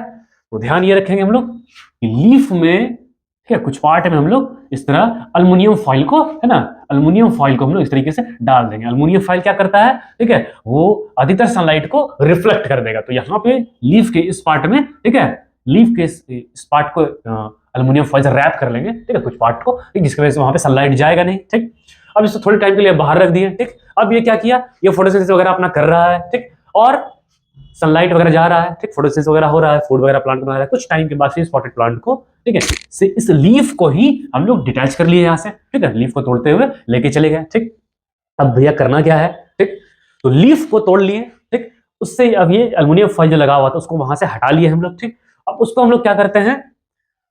तो क्या करते हैं, फिर से उसको हम लोग, लीफ को हम लोग इस अल्कोहल वाले कंटेनर में डालेंगे। ठीक, अब इसको अल्कोहल वाले कंटेनर को हम लोग हीट करेंगे। अब इसको इनडायरेक्टली हीट करेंगे, ये बर्नर लगा हुआ है, इसको इनडायरेक्टली हीट किया गया। ये वाटर है ना, ये वाटर। ठीक, इसको वाटर बात कराया गया। ये अल्कोहल को, इस बीकर में अल्कोहल है। ठीक, क्योंकि अल्कोहल में लीफ को अगर बॉइल करेंगे तो सारा क्लोरोफिल हट जाएगा। क्यों? क्योंकि आगे जाके हमको फिर कलर वाला एक्सपेरिमेंट करना है। ठीक, इसलिए पहले इसको क्लोरोफिल को रिमूव कराया गया। ठीक, अब डायरेक्टली भाई अल्कोहल को हम लोग हीट नहीं कर सकते, थोड़ा फ्लेमेबल है। ठीक है, तो इसको वाटर बात करवाते हैं हम लोग। ठीक, फिर आगे की ओर बढ़ते हैं। ठीक, ये वाटर बात हो गया, क्लोरोफिल रिमूव हो चुका है। ठीक, तो देखिए अब हम लोग को देखना ये है क्या, कि फिर इस लीफ का क्या करना है। ठीक, इस लीफ को फिर एक कंटेनर में हम लोग डालें। ठीक है, इससे सारा क्लोरोफिल हो गया, ये एक डीकलराइज्ड हो गया। ठीक है, इसका सारा कलर निकल चुका है क्लोरोफिल हटने के बाद। ठीक, इसको एक हम लोग कंटेनर में रख दिए। ठीक, अब इसमें हम लोग क्या करना है? एक आयोडीन सॉल्यूशन लेना है। ठीक, आयोडीन सॉल्यूशन क्यों? क्योंकि आयोडीन सॉल्यूशन जो है, जब भी स्टार्च के साथ आयोडीन सॉल्यूशन रिएक्ट करता है तो वो ब्लू ब्लैक कलर में चेंज हो जाता है। ठीक, तो क्या करना है अब? ठीक, कि आयोडीन सॉल्यूशन आपको लेना है। ठीक, अब इस लीफ में हम लोग क्या किए? आयोडीन सॉल्यूशन डाले। तो हम लोग को क्या देखने के लिए मिला कि जिस पार्ट में, ठीक है, अल्युमिनियम फॉइल लगा हुआ था वो कलरलेस ही रह गया, बाकी का पार्ट क्या हुआ? ठीक, वो कलर्ड हो चुका है। ठीक, वो भी ब्लू ब्लैक कलर में। ठीक, क्या हुआ है? वो कलर हो चुका है। ठीक, क्यों? क्योंकि इस पार्ट में स्टार्च था, क्योंकि आयोडीन सॉल्यूशन जो स्टार्च रिएक्ट कर ब्लू ब्लैक कलर में चेंज होता है। अब यहाँ पे स्टार्च क्यों नहीं था? तो यहाँ पे स्टार्च क्यों नहीं है? क्योंकि यहाँ पे फूड नहीं बना है। फूड क्यों नहीं बना है? क्योंकि फूड इसलिए नहीं बना क्योंकि इस स्पेसिफिक पार्ट पे सनलाइट पड़ा ही नहीं है। ठीक है, सनलाइट यहाँ पे लगा ही नहीं। ठीक, तो इस वजह से वो क्या हुआ? फूड को नहीं बना पाया। ठीक, फूड अगर ये पार्ट, ठीक है, ये पार्ट फूड क्यों नहीं बना पाया? तो अल्युमिनियम फॉइल लगा दिए थे, वहां पे सनलाइट नहीं गया तो फूड नहीं बना पाया। तो एक्सपेरिमेंट के थ्रू हम लोग को ये क्लियर हो गया कि हाँ, सनलाइट काफी जरूरी है फोटोसिंथेसिस के लिए, वरना फोटोसिंथेसिस नहीं हो सकता है। क्लियर है ये? चलिए अब आगे की ओर बढ़ते हैं। अब बात आता है कि activity to show that chlorophyll is necessary for photosynthesis. अब भैया वही एक्सपेरिमेंट लेना है, क्लोरोफिल लेना है। ठीक, अब चलिए इसको भी हम लोग देख लेते हैं एक फिगर के थ्रू। तो देखिए अब बात क्या आ जा रहा है कि जैसे कि आप अभी एक एक्सपेरिमेंट देखें हम लोग सनलाइट का, कि सनलाइट नेसेसरी है, उसी तरीके से हम लोग अब देखने वाले क्लोरोफिल नेसेसरी है या नहीं। ठीक, तो क्लोरोफिल नेसेसरी कैसे है? तो अब इसको हमें एक एक्सपेरिमेंट के थ्रू फिर देख लेते हैं। फिर से हम लोग को पॉटेड प्लांट लेना है, सारा वही प्रोसेस करना है। क्या क्या? पॉटेड प्लांट लिए, ठीक, कुछ दिन तक उसको डार्क स्पेस में रख दिए। ठीक, सारा वो डिस्चार्ज हो गया, सारा स्टार्च का यूज हो गया। ठीक, अब क्या करना है? फिर से उसको हम लोग सनलाइट में लाके रख देंगे। ठीक, लेकिन अब वहां तो हम लोग अल्युमिनियम फॉइल लगाए थे, ठीक है, लेकिन अब यहाँ पे क्लोरोफिल कैसे हटाया जाए? ठीक, तो क्लोरोफिल हम लोग हटा नहीं सकते, तो हम लोग एक और काम कर सकते हैं। ठीक, तो ऐसा प्लांट को ही चूज कर ले, ठीक है, जिसका जो लीफ है वो पूरा ग्रीन नहीं हो। कई सारा प्लांट ऐसा होता है, ठीक, कुछ पार्शियल अलग अलग कलर, कुछ ग्रीन कलर, कुछ रेड, कुछ अलग अलग कलर्स में पाया जाता है। ठीक, तो ऐसा प्लांट लेना है जो कि पूरा ग्रीन प्लांट नहीं हो, ठीक है। तो green part of leaf, leaf का कुछ पार्ट देखिए ग्रीन है, कुछ पार्ट अलग अलग कलर है, कई सारा ऐसा प्लांट होता है करूटन वगैरह, ठीक, लीफ का अलग अलग कलरफुल लीव्स होता है, ठीक। तो ग्रीन पार्ट है, ठीक है। अब इसको डिस्चार्ज करवा लिए हम लोग, ठीक है, डिस्चार्ज खत्म हो गया है, बाहर सनलाइट में रखे, फोटोसिंथेसिस थोड़ा सा हुआ, फिर इस लीफ को डिटैच किए, तोड़े, हम लोग ले आए, फिर हम लोग को अल्कोहल में डालना है, ठीक है। अल्कोहल में डाल के वाटर बाथ करवा दिए, क्लोरोफिल वहां से रिमूव हो चुका है, फिर से उस लीफ को हम लोग लिए, ठीक, और एक वेसल्स में डाल दिए, ठीक। और फिर क्या देखना है हम लोग को, फिर से आयोडीन सॉल्यूशन डालना है इसमें। आयोडीन सॉल्यूशन हम लोग जैसे कि इसमें डालें, ये क्या हुआ, ब्लू ब्लैक कलर में चेंज हो जा रहा है, ठीक है। क्या हुआ, ब्लू ब्लैक कलर में चेंज हो रहा है। क्यों चेंज हुआ, क्योंकि वहां पे स्टार्च था, अभी बता चुके हैं हम लोग, अभी हम लोग देख चुके हैं क्या, कि ब्लू ब्लैक कलर में, ठीक, तभी चेंज होता है, ठीक, जब आयोडीन सॉल्यूशन स्टार्च से मिलता है, ठीक है। तो आयोडीन सॉल्यूशन स्टार्च से मिला तो देखिए ब्लू ब्लैक कलर में चेंज हो चुका है, सिर्फ इतना सा पार्ट, और ये साइड पार्ट जो है ब्लू ब्लैक कलर में चेंज नहीं हुआ है, वो डिकलराइज्ड ही रह गया। क्यों, क्योंकि इस पार्ट में फूड बना नहीं था, है ना, फूड बना नहीं था यहाँ, ठीक, तो इसलिए वो स्टार्च वहां प्रेजेंट नहीं है, स्टार्च प्रेजेंट वहां पे नहीं है, इसी वजह से वहां पे कलर में ये कलर ब्लू ब्लैक कलर में चेंज नहीं हो पाया, ठीक। तो अब स्टार्च वहां पे क्यों नहीं है, क्योंकि वहां पे फोटोसिंथेसिस नहीं हुआ, और फोटोसिंथेसिस क्यों नहीं हुआ, क्योंकि वहां पे क्लोरोफिल प्रेजेंट नहीं था, ठीक। तो एक्सपेरिमेंटली ये भी प्रूव हो गया कि क्लोरोफिल भी काफी जरूरी है फोटोसिंथेसिस के लिए। क्लियर है ये, चलिए अब फिर आगे की ओर बढ़ते हैं हम लोग। हाँ, तो अब एक एक्सपेरिमेंट इसको भी देख लेते हैं कि कार्बन डाइऑक्साइड जो है CO2, ठीक है, ये काफी जरूरी है फोटोसिंथेसिस के लिए, ठीक है। अब कार्बन डाइऑक्साइड तो हम लोग कैसे हटाएं, ठीक, कार्बन डाइऑक्साइड को हटाना थोड़ा मुश्किल काम है, ठीक। तो सिंपली हम लोग को करना क्या है, फिर से थोड़ा सा वही प्रोसेस में जाएंगे हम लोग। एक पॉटेड प्लांट लेना है, ठीक है, उसको हम लोग एक डार्क रूम में रख दिए, ठीक। सारा जो भी स्टार्च वगैरह, वो फूड मटेरियल जो भी बनाया हुआ था, सबको हम लोग क्या करेंगे, ठीक है, कुछ दिन में वो प्लांट यूज अप कर लेगा, ठीक है, वो यूज हो गया, ठीक, सारा स्टार्च सारा फूड मटेरियल खत्म हो गया, फिर से उस पॉटेड प्लांट लेना है और बाहर जाके हम लोग सनलाइट में उसको रख देंगे, सनलाइट के एक्सपोजर में, ठीक। अब लेकिन कार्बन डाइऑक्साइड हम लोग को चाहिए नहीं, तो हम लोग लीफ में पहले क्या कर लेंगे, ठीक है, एक इस तरह वेसल लेंगे, ठीक है, कॉर्क से लीफ से डाल दिए इसमें, और इसको कॉर्क से, ठीक है, बंद कर देंगे। क्यों ऐसे बंद करना है, ठीक है, कि एयर वगैरह अंदर इंटर नहीं करे, ठीक है, कोई बाहर से एयर अंदर इंटर नहीं करे, ठीक। अब बात यह आता है, बाहर से एयर तो अंदर जाएगा नहीं, तो उसको कार्बन डाइऑक्साइड मिला नहीं, अब अंदर में तो एयर पहले से प्रेजेंट होगा इसमें, है ना, अंदर में एयर पहले से प्रेजेंट होने वाला है, ठीक। तो अब अंदर में अगर एयर प्रेजेंट है तो उसमें जो कार्बन डाइऑक्साइड वो कैसे हटाया जाए, तो एक बेहतर एक रिएक्शन है क्या, कि पोटासियम हाइड्रोक्साइड क्या करता है, वो कार्बन डाइऑक्साइड को एब्सॉर्ब कर लेता है। तो हम लोग क्या करेंगे, यहाँ पे पोटासियम हाइड्रोक्साइड डाल देंगे इसमें, ठीक है ना, पोटासियम हाइड्रोक्साइड, ठीक, solution to absorb carbon dioxide. Potassium solution क्या करेगा ये, ठीक है, पोटासियम हाइड्रोक्साइड का सॉल्यूशन क्या करेगा, कार्बन डाइऑक्साइड को एब्सॉर्ब कर लेगा जो अंदर में होगा, अब बाहर से आने वाला है नहीं, यानी ये लीफ का इतना सा पार्ट जो अंदर प्रेजेंट है उसको कार्बन डाइऑक्साइड नहीं मिल रहा है, कार्बन डाइऑक्साइड नहीं मिल रहा है, ठीक। अब इसको कुछ देर तक हम लोग बाहर में छोड़ दिए, ठीक। अब फोटोसिंथेसिस वगैरह किया, अब इस लीफ को फिर से हम लोग तोड़े, ठीक है, लेके आए, फिर से अल्कोहल वाले सॉल्यूशन में हम लोग डालेंगे, ठीक है, तो डिकलराइज करवा दिए हैं वाटर बाथ वगैरह करवा के, ठीक है, डिकलराइज लीफ हो गया अभी। अब इसमें क्या करेंगे हम लोग, फिर से आयोडीन सॉल्यूशन को डाल देंगे, आयोडीन सॉल्यूशन, ठीक। तो देखेंगे हम लोग हाफ पार्ट ही लीफ का सिर्फ decolourise sorry coloured blue black colour में चेंज हो पाया। क्यों, इतना सा ही पार्ट में स्टार्च प्रेजेंट है, बाकी ये डिकलराइज रह गया। क्यों, क्योंकि यहाँ पे स्टार्च प्रेजेंट नहीं है। तो क्यों स्टार्च प्रेजेंट नहीं है, क्योंकि यहाँ पे फोटोसिंथेसिस हुआ ही नहीं, तो फूड बना ही नहीं, तो स्टार्च कहां से आएगा। तो फूड क्यों नहीं बना, क्योंकि इसको कार्बन डाइऑक्साइड नहीं मिला था, ठीक है, क्योंकि ये ट्रांसपेरेंट एक ग्लास जार था, जिससे सनलाइट मिल रहा था, ठीक, क्लोरोफिल इसमें प्रेजेंट है, ठीक, बस बाहर से कार्बन डाइऑक्साइड नहीं मिला, तो ये फोटोसिंथेसिस नहीं कर पाया, इसी वजह से ये फूड को नहीं बना पाया। क्लियर है ये, चलिए फिर हम लोग आगे की ओर बढ़ते हैं। तो ये एक्सपेरिमेंट हम लोग देख लिए, ठीक है, और आगे की ओर बढ़ते हैं। कार्बन डाइऑक्साइड नेसेसरी है, ये भी देख लिए हम लोग, ठीक है। अब है न्यूट्रिशन एनिमल्स, ठीक है। अब एनिमल में न्यूट्रिशन कैसे हो रहा है, ठीक है, न्यूट्रिशन इन एनिमल्स, ठीक है, एनिमल्स में न्यूट्रिशन कैसे हो रहा है। तो फर्स्ट है न्यूट्रिशन इन अमीबा।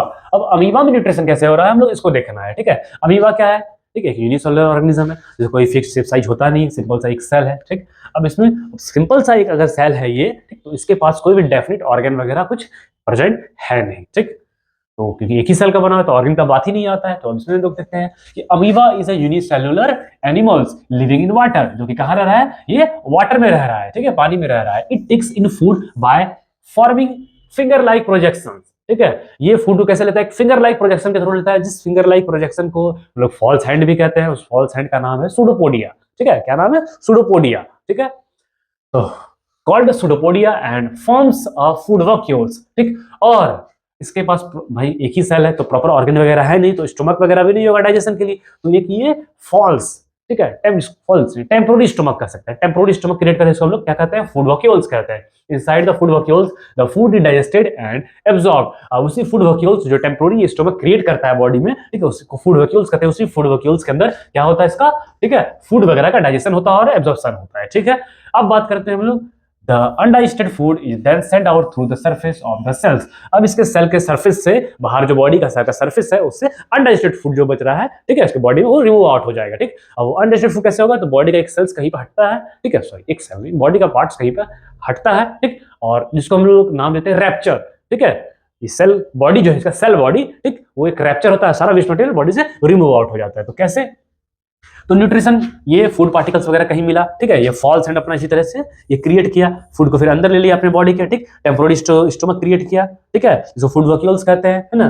न्यूक्लियस से फूड पार्टिकल्स मिला भाई, स्यूडोपोडिया निकाला, ठीक है, फूड को अंदर ले लिया, ठीक, यही फॉल्स स्टोमक बन गया, इसको हम लोग फूड वैक्यूल्स कहते हैं। अब इसका डाइजेशन वगैरह सब हुआ, ठीक, अब जो डाइजेशन वगैरह हुआ, अनडाइजेस्टेड फूड जो बन जाएगा, ठीक, वो बॉडी से कहीं पे, बॉडी से एक जगह कहीं पे हटेगा, ठीक है, कहीं जगह खुलता है, और जो भी अनडाइजेस्टेड फूड्स है वो बॉडी से रिमूव आउट हो जाता है, ये बाहर सारा निकल जाता है, ठीक। ये पूरा न्यूट्रिशन का प्रोसेस था इसमें, तो अमीबा में।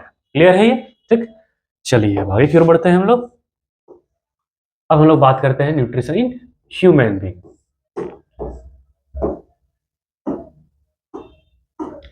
तो न्यूट्रिशन इन ह्यूमन बींग्स, अब ह्यूमन बींग्स में ये न्यूट्रिशन कैसे हो रहा होता है, अब हम लोग इसको देखना है, ठीक। ह्यूमन बींग्स के बारे में जानते हैं हम लोग, फूड वगैरह कैसे लेते हैं, ठीक है, पहले इंजेक्शन होता है, फिर जाता है अंदर, डाइजेशन होगा, फिर एब्जॉर्प्शन होगा, फिर एसिमिलेशन होगा, फिर एक्सक्रिएशन होगा, ठीक। ये न्यूट्रिशन का हम लोग 5 प्रोसेस देख लिए। इसमें क्या क्या 5 स्टेप्स आता है, पहला इंजेक्शन, डाइजेशन, फिर एब्जॉर्प्शन, फिर एसिमिलेशन और फिर एक्सक्रिएशन, ठीक। चलिए फिर हम लोग इसको देखते हैं। क्या, nutrition in human beings takes place in the digestive system. Nutrition बोल रहा है ह्यूमन बींग्स में कहां होता है न्यूट्रिशन, तो डाइजेस्टिव सिस्टम में, ठीक है। Nutrition in human beings takes place in digestive systems, ठीक। It consist of the elementary canals and glands which produce enzymes which break down food into smaller molecules। अब बोला है डाइजेस्टिव सिस्टम्स है क्या, ठीक है, तो एलिमेंट्री कैनाल जो पूरा है ये ऊपर डाइजेस्टिव सिस्टम्स का पार्ट है, ठीक। और इसमें कुछ ऑर्गन वगैरह भी आता है जो प्रॉपर कुछ एंजाइम्स वगैरह रिलीज करते हैं, और ये सभी के, ठीक है, हेल्प से फूड प्रॉपरली डाइजेस्ट होता है और हम लोग का बॉडी उसको,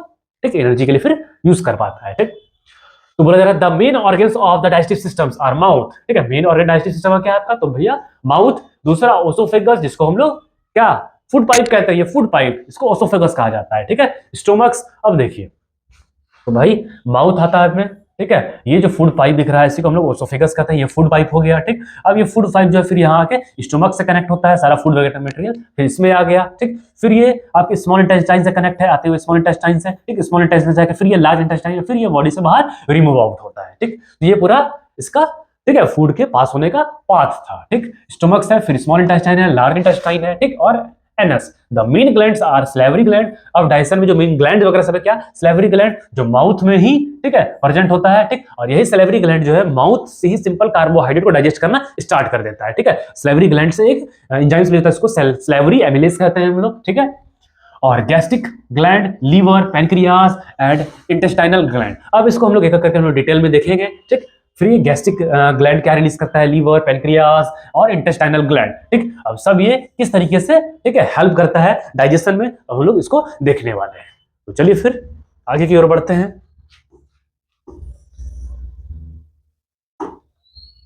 अब हम लोग बात करते हैं, ठीक है, माउथ कि माउथ में डाइजेशन सिंपली कैसे हो रहा होता है, ठीक। सिंपली इसको डिटेल में ध्यान से रखना है, ठीक। क्यों, क्योंकि एंजाइम से रिलेटेड कई सारे क्वेश्चन एग्जाम में अराइज होते हैं, ठीक है। तो आइए फिर आगे बढ़ते हैं। In the mouth the food is broken down into smaller particles. Mouth में क्या होता है, फूड छोटे छोटे पार्टिकल्स में, ठीक है, क्या होता है, चेंजेस, छोटे छोटे पार्टिकल में चेंज हो जाता है, ठीक है। फिजिकल डाइजेशन कह सकते हैं, ठीक है, हम लोग अपने टीथ के थ्रू उसको छोटे छोटे पार्टिकल्स में चेंज कर देते हैं, ठीक है, बाय द टीथ के through and mixed with saliva from the salivary gland. और सलाइवरी ग्लैंड से जो है, ठीक है, सलाइवा रिलीज होता है, वो उसके साथ मिक्स हो जाता है, ठीक। Saliva contains the enzymes salivary amylase, ठीक है। सलाइवा में क्या होता है, एक एंजाइम्स होता है, इसको सलाइवरी एमिलेज कहते हैं, which convert starch into sugar, जो स्टार्च को सुगर में कन्वर्ट कर देता है, ठीक। Then the food passes through the oesophagus. अब फूड फिर क्या होता है, उसके बाद फूड पाइप ओसोफेगस से पास होता है इनटू द स्टोमक, फिर वो माउथ से फूड पाइप के थ्रू स्टोमक में फूड चले जाता है। ठीक, अब बात करते हैं हम लोग इन द स्टोमक। अब स्टोमक में क्या होता है, the gastric gland produces gastric juice. Stomach का क्या है, gastric gland gastric juice release करता है। ठीक, विच कंटेन द इंजाइम्स, जिसमें कि इंजाइम्स होता है क्या क्या, तो एक पेप्सिन, हाइड्रोक्लोरिक एसिड, ठीक, एंड मुकस, ठीक है, एंड मुकस, ठीक है, ये सब रिलीज करता है। ठीक, अब हाइड्रोक्लोरिक एसिड का क्या काम है, ये फूड को एसिडिक मीडियम में कन्वर्ट करता है। ठीक, एसिडिक मीडियम में ये डाइजेशन वगैरह होता है। अब बात ये आता है कि स्टोमक का जो वॉल है वो एसिड के, एक्सियल एसिड तो भैया स्ट्रॉन्ग एसिड है, ठीक है, पेट में अगर में भी, स्टोमक में भी, ठीक है, ये एसिड रहता है तो उसका भी पीएच लगभग 1 तक होता है। तो स्टोमक के वॉल को प्रॉब्लम क्यों नहीं होता है, तो इसके प्रोटेक्शन के लिए ये, ठीक है, म्यूकस प्रेजेंट रहता है। ठीक, और यही है स्टोमक के वॉल पे लेयर बनाए रखता है जिससे कि एसिड डायरेक्ट कांटेक्ट में नहीं आ पाता है स्टोमक के वॉल के साथ और स्टोमक का वॉल खराब नहीं होता है। ठीक, तो फिर है पेप्सिन। ठीक है, अब एंजाइम से हम लोग देखें, पेप्सिन है, हाइड्रोक्लोरिक एसिड है और म्यूकस है। तो pepsin break down the protein, pepsin क्या करता है, तो पेप्सिन जो है वो प्रोटीन को डाइजेस्ट करता है। हाइड्रोक्लोरिक एसिड, ठीक, makes the medium acidic. Hydrochloric acid क्या करता है, जो फूड डाइजेशन के लिए गया हुआ उस पूरे मीडियम को एसिडिक मीडियम में कन्वर्ट कर देता है and helps in the action of pepsin. ठीक, अब जब तक ये हाइड्रोक्लोरिक एसिड जो है, ठीक, ये मीडियम को एसिडिक में चेंज नहीं करेगा तब तक ये जो पेप्सिन है ये अपना वर्क करना स्टार्ट नहीं करेगा। ठीक, तो हाइड्रोक्लोरिक एसिड मीडियम को एसिडिक करता है, पेप्सिन फिर काम करना अपना शुरू करता है। पेप्सिन क्या काम करता है, तो प्रोटीन को डाइजेस्ट करता है, ठीक है, प्रोटीन का ब्रेक डाउन करता है। ठीक, hydrochloric acid makes the medium acidic and helps in the action of pepsin. ठीक है, अब mucus protects the walls of the stomach from the action of the acid. अब एसिड के एक्शन से स्टोमक के वॉल को प्रोटेक्ट करता है कौन, तो म्यूकस। ठीक है, then the food passes into the small intestine. अब आपके स्टोमक से फूड पास होकर कहां गया है, स्मॉल इंटेस्टाइन में। ठीक, अब हम लोग देखने वाले हैं स्मॉल इंटेस्टाइन में क्या कहानी हो रहा होता है। ठीक, तो अब हम लोग बढ़ते हैं in the upper part of the small intestine. Small intestine के अपर पार्ट में, जिसको कि हम लोग ड्यूडेनम कहते हैं। ठीक है, स्मॉल इंटेस्टाइन का 3 पार्ट होता है, अपर पार्ट को हम लोग ड्यूडेनम कहते हैं। ठीक है, अब इसमें देखते हैं क्या हो रहा है, the food is mixed with the bile from liver. फूड जो है किससे मिक्स होता है, तो बाइल से। ठीक है, फूड किससे मिक्स होता है, तो लीवर से एक एंजाइम रिलीज हो रहा होता है। ठीक है, इसको हम लोग कहते हैं बाइल। ठीक है, तो लीवर से बाइल जूस रिलीज होता है, bile juice and pancreatic juice. ठीक है, पेनक्रिएटिक जूस अब पेनक्रियास से रिलीज होता है, from the pancreas. Pancreatic juice कहां से रिलीज हो रहा है, तो पेनक्रियास से। ठीक, bile break down the fat into smaller globules.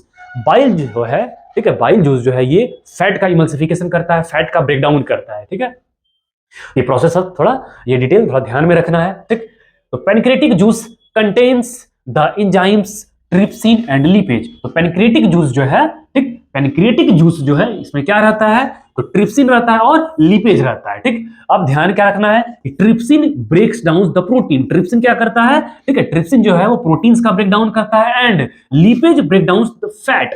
ठीक है, लिपेज क्या करता है, फैट का ब्रेक डाउन करता है। क्लियर है ये।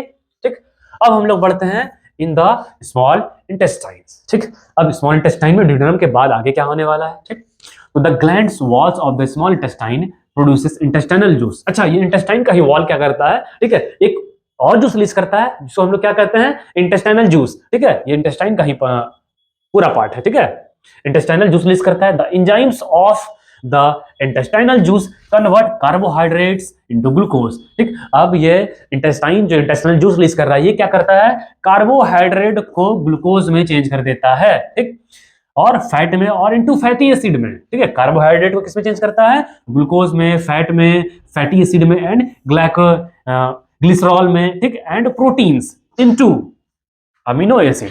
ठीक, और प्रोटीन को किसमें चेंज करता है, तो अमीनो एसिड में चेंज करता है। ठीक है, the walls of the small intestine has several finger like projection called villi. ठीक है, VILLI, विली। ठीक है, तो क्या करता है ये, ठीक, स्मॉल इंटेस्टाइन, ठीक है, इसमें कई सारा फिंगर लाइक प्रोजेक्शन होता है। ठीक, जो कि सरफेस एरिया, ठीक है, इंटेस्टाइन का सरफेस एरिया बढ़ाता है। क्यों, तो ज्यादा से ज्यादा फूड जो डाइजेस्ट हो चुका है उसको एब्जॉर्ब कर सके। ठीक है, तो ये क्या कर रहा है, ठीक है, villi have blood vessels. Villi में क्या होता है, बहुत सारा ब्लड वेसल्स होता है और ये फूड को एब्जॉर्ब करके डायरेक्ट ब्लड में डाल देता है। ठीक है, ठीक। अब ब्लड ट्रेवल कर रहा होता है बॉडी के हर एक सेल तक पहुंचाएगा इस फूड को, इस डाइजेस्टेड फूड को, ठीक।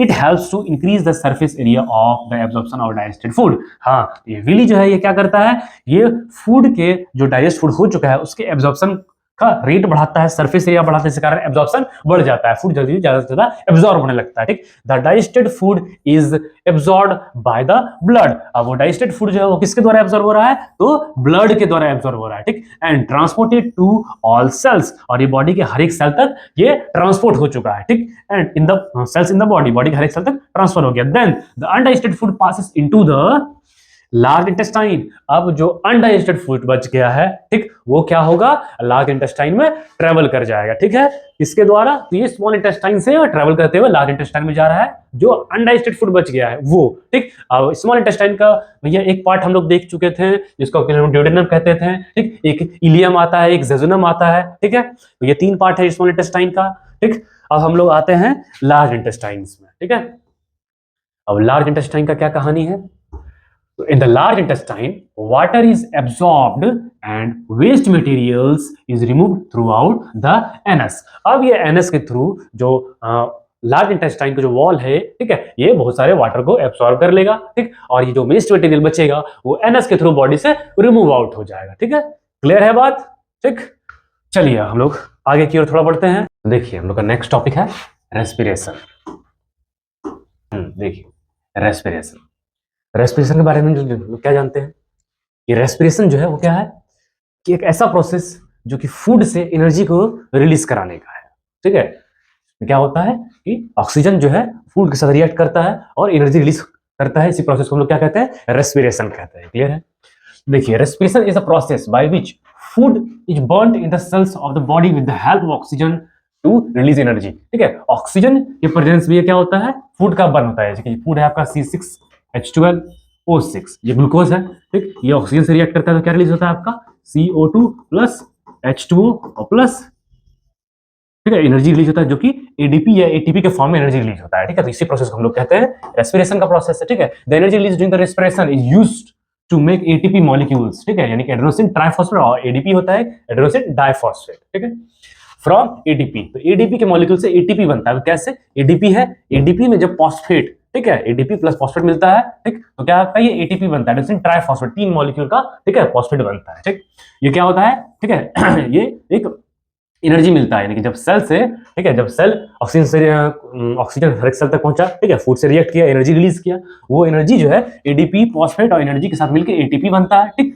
फिर जब सेल को एनर्जी की जरूरत होता है, ठीक है, अपने आगे काम के लिए, ठीक, तो फिर क्या होता है, ये एटीपी जो है, ठीक, फिर ये वाटर के प्रेजेंस में टूटता है और एडीपी बनता है, ठीक है, और एनर्जी रिलीज होता है। ये एनर्जी जो है बॉडी इसका सेल यूज कर लेता है अपने कोई भी वर्क के लिए, ठीक है। क्लियर है ये। चलिए अब आगे की ओर बढ़ते हैं हम लोग।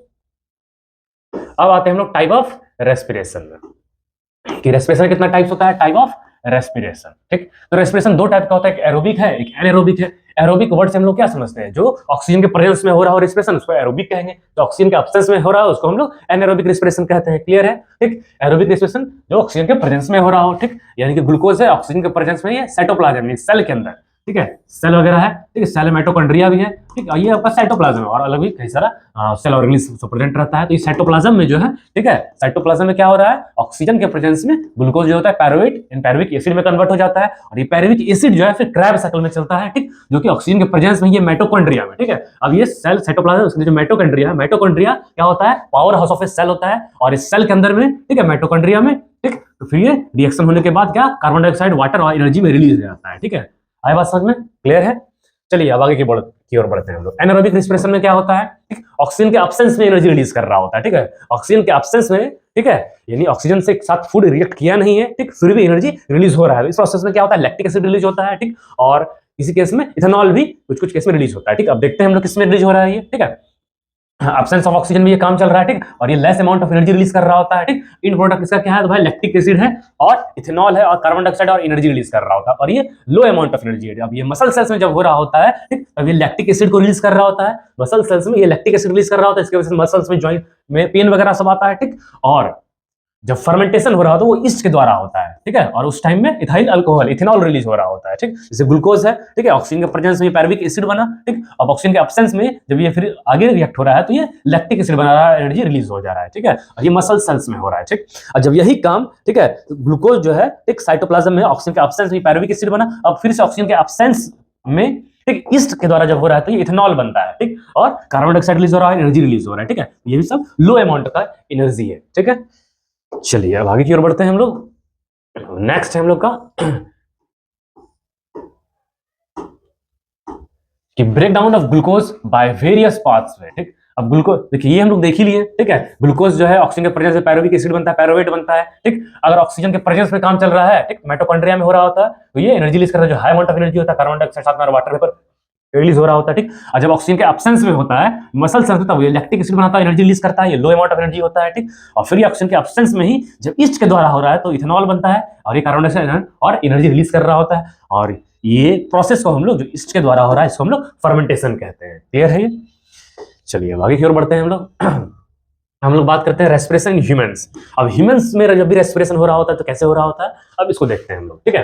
तो मेन ऑर्गन्स जो है ह्यूमन के रेस्पिरेशन है वो क्या क्या है आपका, नॉस्ट्रिल है, नेजल कैविटी है, pharynx, larynx, trachea, bronchi, bronchioles, lungs और डायफ्राम, ठीक। अब ये क्या है, ठीक, नेजल पैसेज है, नेजल पैसेज, ठीक है, और ये नॉस्ट्रिल आपका, ठीक, अब नेजल पैसेज के थ्रू आया, यहाँ लेरेक्स, फेरेक्स, ठीक है, फेरेक्स आता है, फिर लेरेक्स आता है, ठीक, अब ये आता है, फिर लंग्स में जाता है, ब्रोंकी, ब्रोंक्यूल्स, ठीक, फिर लंग्स में फिर छोटा छोटा बहुत सारा एल्वोलाई होता है, ठीक है, जैसे कि जब हम लोग बंच ऑफ ग्रैप्स देखते हैं बस उसी तरह का सेम स्ट्रक्चर यहाँ प्रेजेंट होता है लंग्स के अंदर, ठीक, और इसमें फिर ये यहाँ पे गैसेस एक्सचेंज हो रहा होता है एल्वोलाई से डायरेक्ट ब्लड वेसल्स के साथ, ठीक है। तो ये रेस्पिरेशन फिर ये यहाँ गया, फिर ब्लड में जाता है, ठीक, ये ऑक्सीजन रिच ब्लड हार्ट तक पहुंचा, ठीक, हार्ट पंप आउट किया, पूरे बॉडी में गया, ठीक है, हर एक बॉडी में, हर एक सेल में, ठीक है, ये ऑक्सीजन पहुंच के फिर रेस्पिरेशन का पूरा काम करता है, फूड से एनर्जी रिलीज करने का पूरा प्रोसेस हो गया, ठीक, ये पूरा आपके इसमें रेस्पिरेशन में आया, ठीक। यानी कि सेल फूड से जो एनर्जी रिलीज करने का प्रोसेस था उसको हम लोग रेस्पिरेशन कहते थे, ठीक है। अब बात जरा ये भी आ सकता था हम लोग का क्या कि इसको ट्रैकिया कहते हैं हम लोग, ठीक है। लंग्स वगैरह देखिए डायफ्राम होता है, ठीक है, ये डायफ्राम क्या काम करता है, ठीक, ये एक डोम शेप का डायफ्राम होता है, ठीक, जो कि नीचे जाता है, ठीक, और चेस्ट कैविटी ऊपर आता है तो इसको स्पेस मिलता है लंग्स को फैलने के लिए, ज्यादा एयर को अपने साथ अंदर ले लेता है, ठीक, फिर डायफ्राम नीचे रहता है, फिर नीचे से भी ऊपर आता है ये डायफ्राम अपने फिर से जगह पे, ठीक, और रिकेस अंदर की ओर जाता है तो लंग्स में प्रेशर पड़ने के कारण सारा, ठीक है, गैस बाहर आ जाता है, रिलीज हो जाता है, ठीक। तो इसी तरीके से ये ब्रीदिंग का काम चल रहा होता है, ठीक। तो रेस्पिरेशन यहाँ पे हम लोग का हो गया। चलिए तो ये हम लोग थोड़ा देख ही लिए, ठीक है, नॉस्ट्रिल वगैरह के थ्रू कैसे काम चल रहा है हम लोग का, ठीक।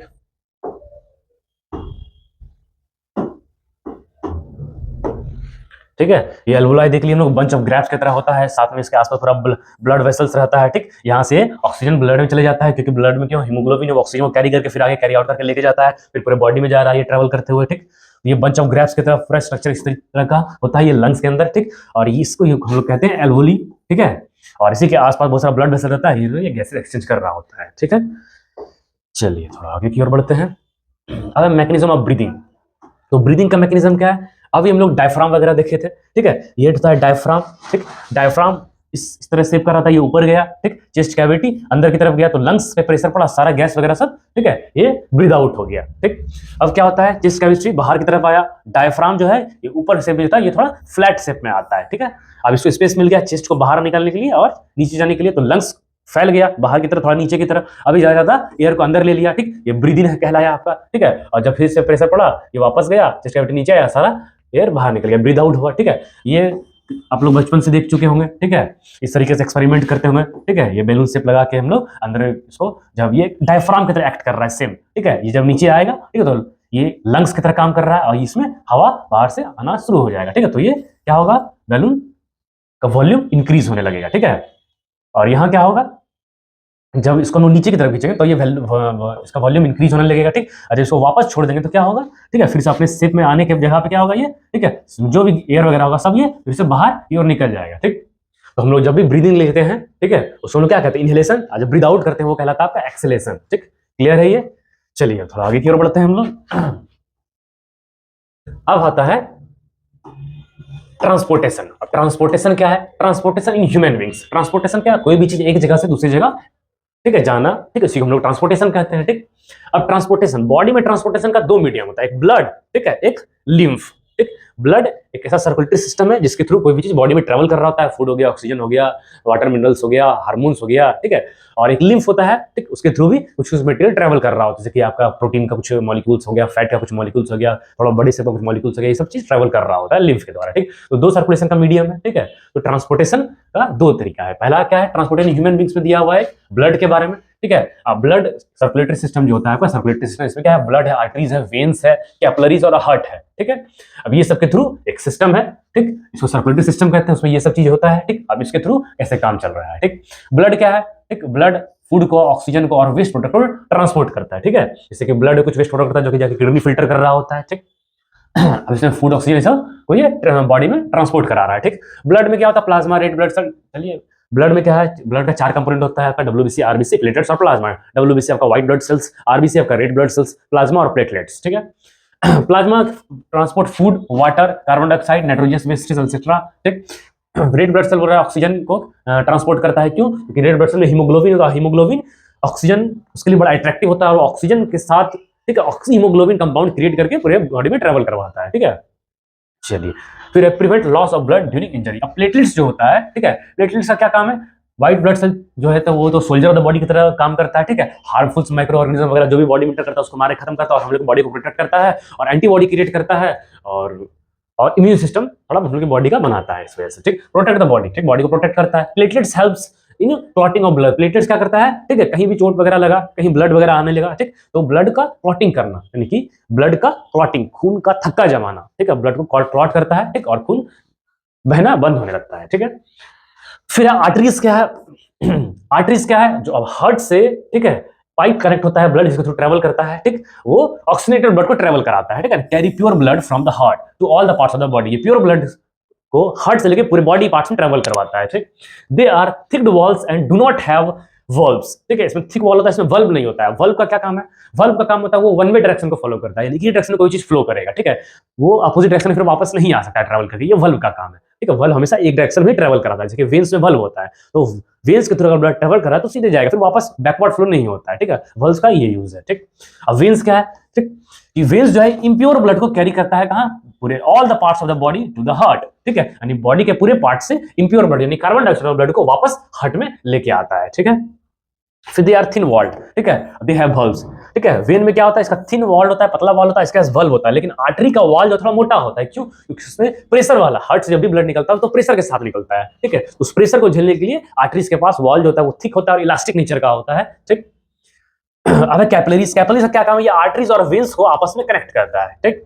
तो capillaries are very narrow blood vessels which connects arteries veins together. Arteries और वेन्स को ये आपस में कनेक्ट करता है और ये बहुत ही पतला होता है, जिसके वजह से डिफ्यूजन के कारण से, ठीक है, the exchange of food exchange होता है, water, oxygen, carbon dioxide etcetera between the blood and cells take place through the capillaries. तो कैपिलरीज के थ्रू, ठीक है, ये सब चीज क्या होता है? ट्रांसपोर्ट होता है, ठीक है, ब्लड में, ठीक है, ब्लड से बॉडी के सेल में, ठीक।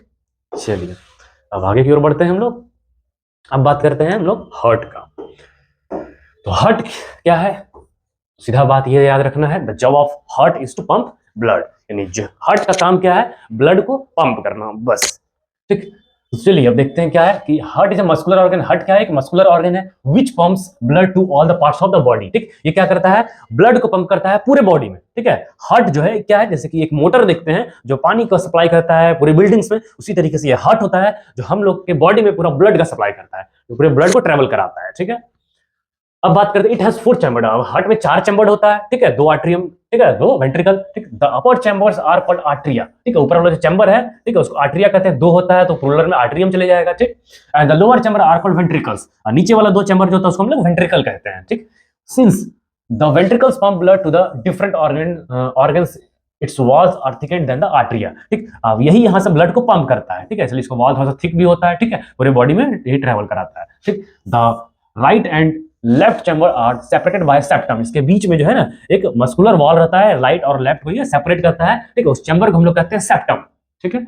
It prevent the mixing of oxidated and deoxidated blood, ठीक है। तो ऑक्सीजनेटेड और डीऑक्सीजनेटेड दोनों अलग अलग सेपरेट रहेगा, ये अपना अलग पंप कर रहा होता है, ये हार्ट की तरफ अपना अलग पंप कर रहा होता है डीऑक्सीजनेटेड ब्लड, ठीक। और एक पार्ट जो अपना अलग पंप कर रहा होता है बॉडी की तरफ ऑक्सीजनेटेड ब्लड, ठीक है। फिर the आर्टरिया and ventricles have valves, आर्टरिया और वेंट्रिकल्स में valve, the blood deoxygenated blood the arteria, ठीक है, the ventricles have valves between them to prevent the blood flow backward, तो आर्टरिया, ठीक है, और ये वेंट्रिकल्स के बीच में वल्व लगा हुआ होता है, क्यों? क्योंकि ये बैक फ्लो ब्लड नहीं हो सके, ठीक है, क्योंकि वल्व का ये काम होता है वो बैक फ्लो होने से रोकता है, ठीक है, डायरेक्शन हमेशा फ्लो करवाता है। क्लियर है ये, ठीक।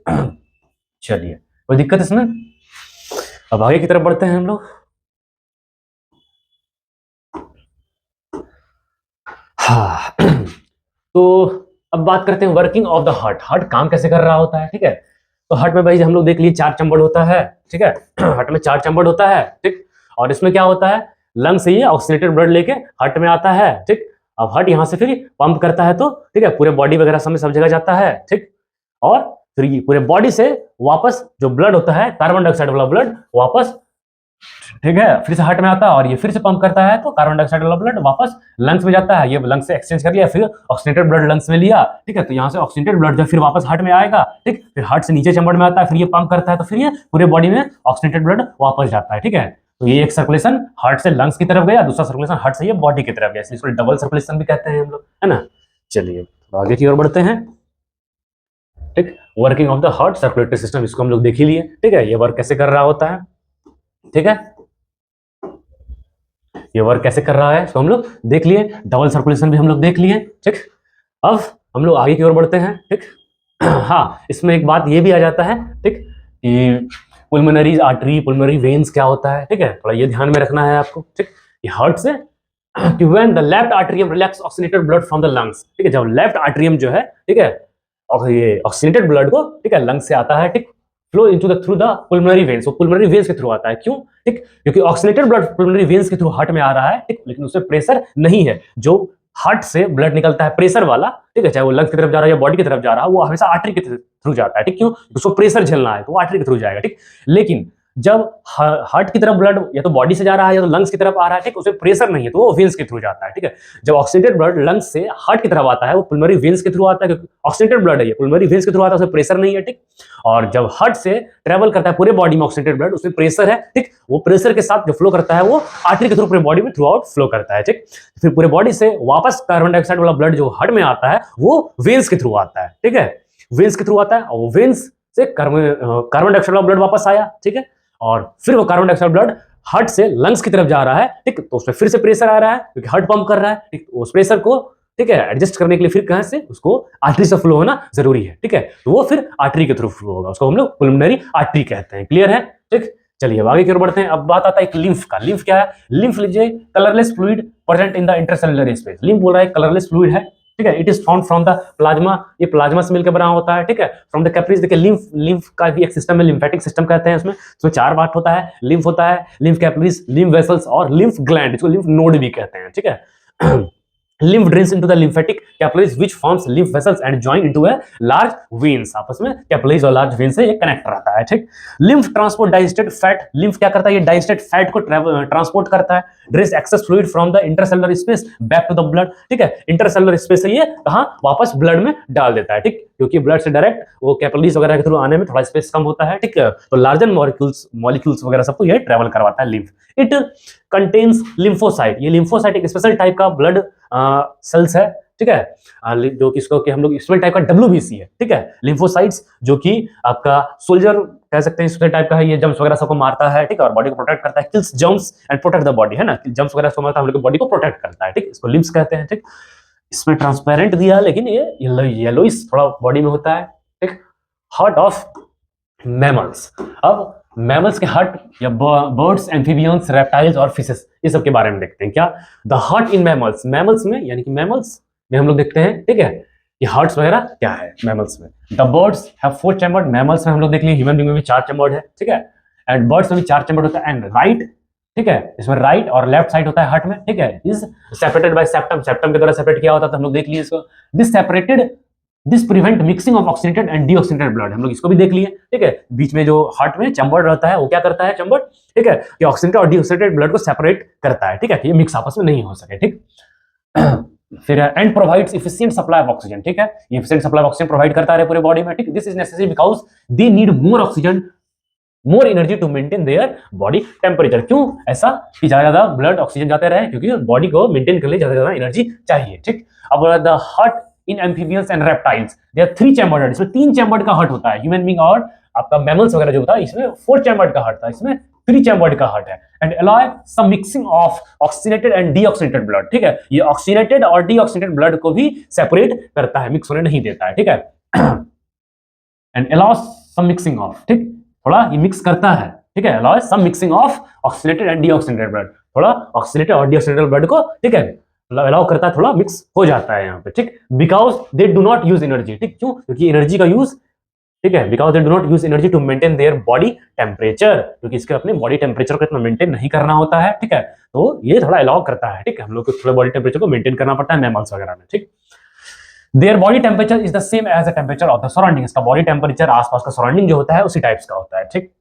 अब हार्ट इन फिशेस, फिशेस में हार्ट क्या था, हैव ओनली 2 चैम्बर, ठीक है, सिर्फ 2 चैम्बर होता है, ठीक। And blood is oxidated in the gills, ठीक है, ब्लड जो होता है इसमें, ठीक, वो जो ट्रेवल हो रहा था वो ऑक्सीडेटेड ट्रेवल करता है वो गिल्स के थ्रू, ठीक।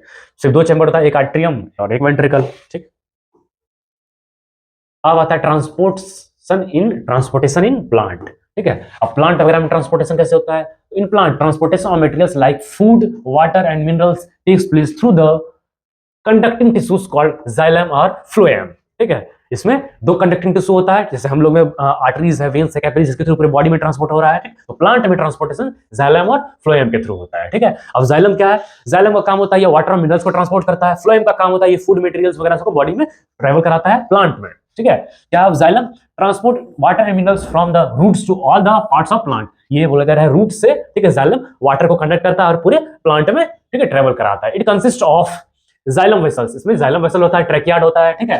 Water and minerals enter the root by diffusion, और वाटर और मिनरल्स कैसे इंटर करता है, रूट से डिफ्यूजन के थ्रू, ठीक है, यहां से डिफ्यूजन के थ्रू, ठीक है, इंटर कर रहा होता है, ठीक।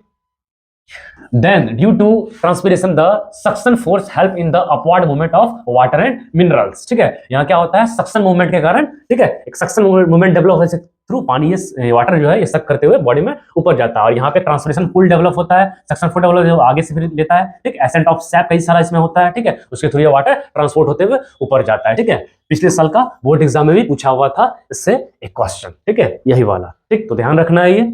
चलिए अब आगे की ओर बढ़ते हैं। अब बात आता है फ्लोएम का, ठीक है।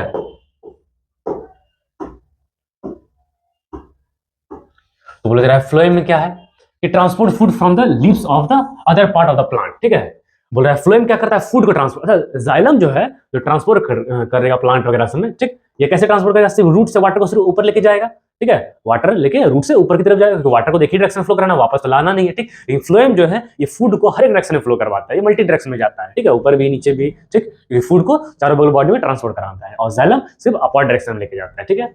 The process is called translocation, food को ट्रांसपोर्ट करने का जो प्रोसेस है बॉडी में उसको ट्रांसलोकेशन कहते हैं, ठीक। The phloem consist of sieve tube, phloem sieve tube और कंपेनियन सेल से बना हुआ होता है, ठीक है। सीव ट्यूब में न्यूक्लियस नहीं होता, साथ में जो कंपेनियन सेल अटैच होता है उसमें, देख रहे हैं ना, साथ में यहाँ पे कंपेनियन सेल अटैच है, उसमें न्यूक्लियस है, ठीक है। तो ये इसमें न्यूक्लियस है, ये इसके अकॉर्डिंग इसमें क्या क्या फंक्शन हो रहा है वो ये कंट्रोल कर रहा होता है, साथ में कंपेनियन सेल जो है, ठीक है। अब बात करते हैं food from the leaves is transferred to the xylem and the energy of ATP molecules, ठीक है, फूड वगैरह सब बोल रहा है जाइलम के थ्रू, ठीक है, ट्रांसपोर्ट होता है जाइलम के थ्रू, एनर्जी वगैरह सब आता है एटीपी मॉलिक्यूल्स के थ्रू। Due to osmotic pressure water enter the phloem and help in the transportation of food, ठीक है, बोल रहा है ऑस्मोटिक प्रेशर के कारण क्या होता है, वाटर इंटर कर जाता है फ्लोएम में, ठीक है, and helps in the transportation of food, और ये हेल्प करता है फूड के ट्रांसपोर्टेशन में, क्लियर है। चलिए तो हम लोग थोड़ा और आगे की ओर बढ़ते हैं। अब बात आता है हम लोग का एक्सक्रिएशन क्या है, ठीक। Excretion the process bye excretion एक ऐसा प्रोसेस जैसे कि वेस्ट मटेरियल बॉडी से रिमूव आउट होता है, ठीक है। तो वेस्ट प्रोडक्ट जो है जो प्रोड्यूस हो रहा है बॉडी में मेटाबॉलिक एक्टिविटीज के द्वारा ये रिमूव होता है आपके बॉडी से, ठीक है। अब यूनिसेलुलर वेस्ट प्रोडक्ट जो है ये रिमूव होता है बाय द सेल्स के थ्रू सेल ही डायरेक्ट रिमूव करता है वेस्ट प्रोडक्ट को, ठीक है। कैसे? तो डिफ्यूजन, जैसे कि अमीबा वगैरह में हो रहा था, ठीक है, रैप्चर हो रहा था और बॉडी से बाहर हो रहा है, या कई सारे सिंगल सेलुलर यूनिसेलुलर ऑर्गेनिज्म में क्या होता है, वो डिफ्यूजन के थ्रू बॉडी से बाहर होता है। मल्टी सेलुलर में भाई एक ऑर्गन इसका स्पेसिफिक है, ठीक। The waste product are remove through specific specialised organ. Waste product वगैरह जो भी रिमूव हो रहा है वो स्पेशलाइज्ड ऑर्गन के थ्रू हो रहा है। क्लियर है? अब आगे की ओर बढ़ते हैं हम लोग। अब बात आते हैं हम लोग एक्सक्रीशन ह्यूमन में, ठीक है। अब एक्सक्रीशन इन ह्यूमंस, ह्यूमन में एक्सक्रीशन कैसे होता है? The excretory systems consist of pair of kidneys. अब हम लोग में एक्सक्रीटरी सिस्टम उसमें दो किडनी होता है, ठीक, टू पेयर्स ऑफ यूरेटर्स, ठीक है। यूरेटर्स का दो पेयर होता है, लेफ्ट और राइट। यूरिनरी एक ब्लैडर होता है, इसमें यूरिन वगैरह से स्टोर रहता है, एंड यूरिथ्रा, और एक यूरिथ्रा होता है, सही है, ठीक है। बैग फुल होने के साथ यूरिथ्रा के थ्रू ये पास आउट हो जाता है, ठीक। तो each kidney has number of excretory unit, हर एक किडनी में कई सारे excretory, millions of excretory unit होता है, ठीक है। और उस एक्सक्रीटरी यूनिट्स को हम लोग कहते हैं नेफ्रॉन, ठीक है। उसको क्या कहते हैं हम लोग? तो नेफ्रॉन कहते हैं, ठीक। चलिए आगे की ओर बढ़ते हैं, ठीक। अब एक्सक्रीटरी सिस्टम जो है, नेफ्रॉन्स वगैरह के बारे में थोड़ा इसके बारे में जान लेते हैं हम लोग, ठीक। अभी किडनी के अंदर बहुत सारा नेफ्रॉन्स होता है, ठीक। नेफ्रॉन का अगर स्ट्रक्चर देखा जाए तो कुछ ऐसा है, ठीक। ऊपर वाला ये चांद जैसा कुछ शेप का पार्ट है, इसको हम लोग कहते हैं बोमेन कैप्सूल, ठीक है। और नीचे वाला ये है, इसको कहते हैं हम लोग टेब्यूल्स। इसके थ्रू ब्लड वेसल्स वगैरह बहुत सारा जाता है, ठीक। अब ब्लड वेसल्स में जो भी वेस्ट मटेरियल है, एक्सेस यूरिया, एक्सेस वाटर, ठीक है, ये एक्सेस सॉल्ट, सब कुछ कैरी आउट करके इस टेब्यूल में रहता है, ठीक। इससे फ्री है सारा किडनी का जितना ऐसा नेफ्रॉन सबसे कलेक्ट होते हुए, ठीक है, कलेक्ट होते हुए, ठीक, किडनी के थ्रू सब आ जाता है फ्लो के ये ब्लैडर में। ब्लैडर फ्लो होने के बाद ये बॉडी से रिमूव आउट हो जाता है, ठीक है। अब इसका स्ट्रक्चर, इसका फंक्शंस एग्जाम में पूछा जाता है, तो इस पे हम लोग को ध्यान रखना है, ठीक है, कि बोमेन कैप्सूल, टेब्यूल्स, ये नेफ्रॉन कैसे वर्क करता है, इसका स्ट्रक्चर क्या है, इसको एक्सप्लेन करने के लिए दिया जाता है, थोड़ा ये ध्यान में रखना है, ठीक। अब आगे की ओर बढ़ते हैं हम लोग। हाँ, तो इसका तो हम लोग बात कर ही लिए, ठीक है, कि टेब्यूल्स वगैरह सब किस तरीके से काम कर रहा है, ठीक है। बोमेन कैप्सूल, ग्लोम्यूल्स, ठीक है, ये किस तरीके से फिल्टर होते हुए इसमें आ रहा है सब, ठीक है। फिर आपका ये यूरिनरी ब्लैडर में जाके सब स्टोर रह रहा है, फिर वहां से रिमूव आउट हो रहा है, ठीक। ये क्लियर है? अब आते हैं लोग नेफ्रॉन्स। नेफ्रॉन्स के बारे में हम लोग देख लिए क्या, ठीक है। नेफ्रॉन के बारे में हम लोग देख लिए, स्ट्रक्चर ऐसा क्या है, बोमेन कैप्सूल है इसमें, ठीक है। बंडल ऑफ कैपिलरीज होता है, इसको ग्लोम्यूल्स कहते हैं, ठीक। Bowman capsule due to tubular structure, ठीक है, टेबुलर स्ट्रक्चर होता है, इससे कलेक्ट होकर सब कलेक्टिंग डक्ट होता है, कलेक्ट होकर सब एक जगह जमा हो जाता है, कहाँ? The renal arteries bring the natrious wastage, ठीक, like ammonia, urea, uric acid along with the excess water, salt, ठीक, into the nephron, सब nephrons में, ठीक, ये होते कलेक्ट होते हुए it filter into natrious waste water and salt which passes through the tubules structure into the collecting duct, ठीक, सब ये सब डक्ट के थ्रू कलेक्ट होते हुए, ठीक।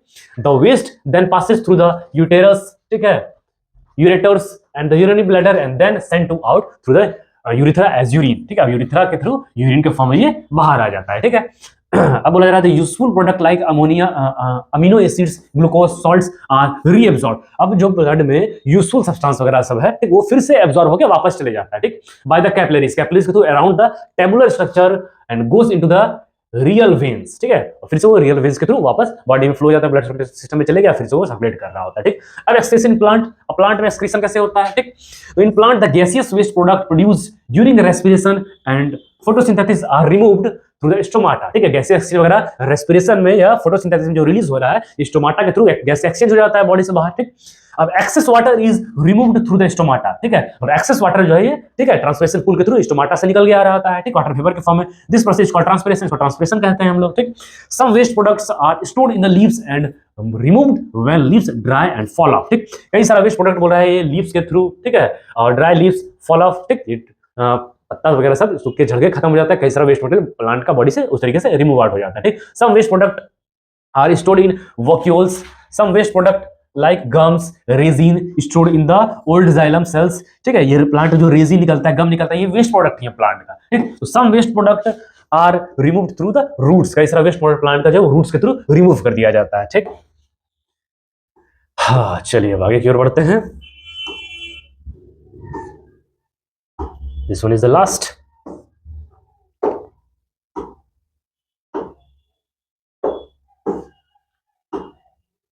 और लेकिन एक बात इसमें है, ठीक, जो कि छूट रहा है थोड़ा, क्या? तो renal failure, kidney failure. Kidney failure क्या है? यानी कि जब कभी किडनी ठीक से प्रॉपरली वर्क नहीं कर रहा है, ठीक है, ब्लड को फिल्टर नहीं कर पा रहा है, वो किडनी फेल्योर है। उसमें हम लोग डायलिसिस देखते हैं, ठीक है। उसमें टाइम पे पीरियोडिकली 15 डेज के आसपास में डायलिसिस करवाया जाता है, ठीक है। डायलिसिस में क्या होता है? आर्टरी के थ्रू ब्लड को निकाला जाता है, एक मीडियम तैयार किया जाता है, ठीक है। ठीक, उस मीडियम में क्या होता है कि वाटर का सॉल्युबल एक मीडियम तैयार करते हैं सॉल्यूशन के साथ, उसमें वो ब्लड जाता है आर्टरी से निकलते हुए, ठीक, और वो क्या होता है उसमें ब्लड फ्लो होते हुए वापस फिर से वेन्स के थ्रू बॉडी में आ जाता है, ठीक, उसमें एक्सेस वाटर, सॉल्ट, यूरिया जो भी वेस्ट मटेरियल है वो रिमूव आउट वहां पे डिफ्यूजन के मेथड से निकल जाता है, डिफ्यूजन के प्रोसेस से, ठीक, और वापस ब्लड फिल्टर होकर बॉडी के अंदर आ जाता है, ठीक। लेकिन ये डायलिसिस परमानेंट सॉल्यूशन नहीं है, ठीक, परमानेंट सॉल्यूशन है किडनी ट्रांसप्लांट, ठीक। तो चैप्टर यहीं पे समाप्त हुआ, ठीक। तो आज के लिए इतना ही, और आगे और भी साइंस के कई सारे चैप्टर्स के लिए, ठीक है, फिजिक्स, केमिस्ट्री, ठीक, इसके लिए बने रहिए। आपके एग्जाम से पहले सारा चैप्टर्स डिटेल्स में रहेगा। तो हमारे साथ बनने के लिए धन्यवाद।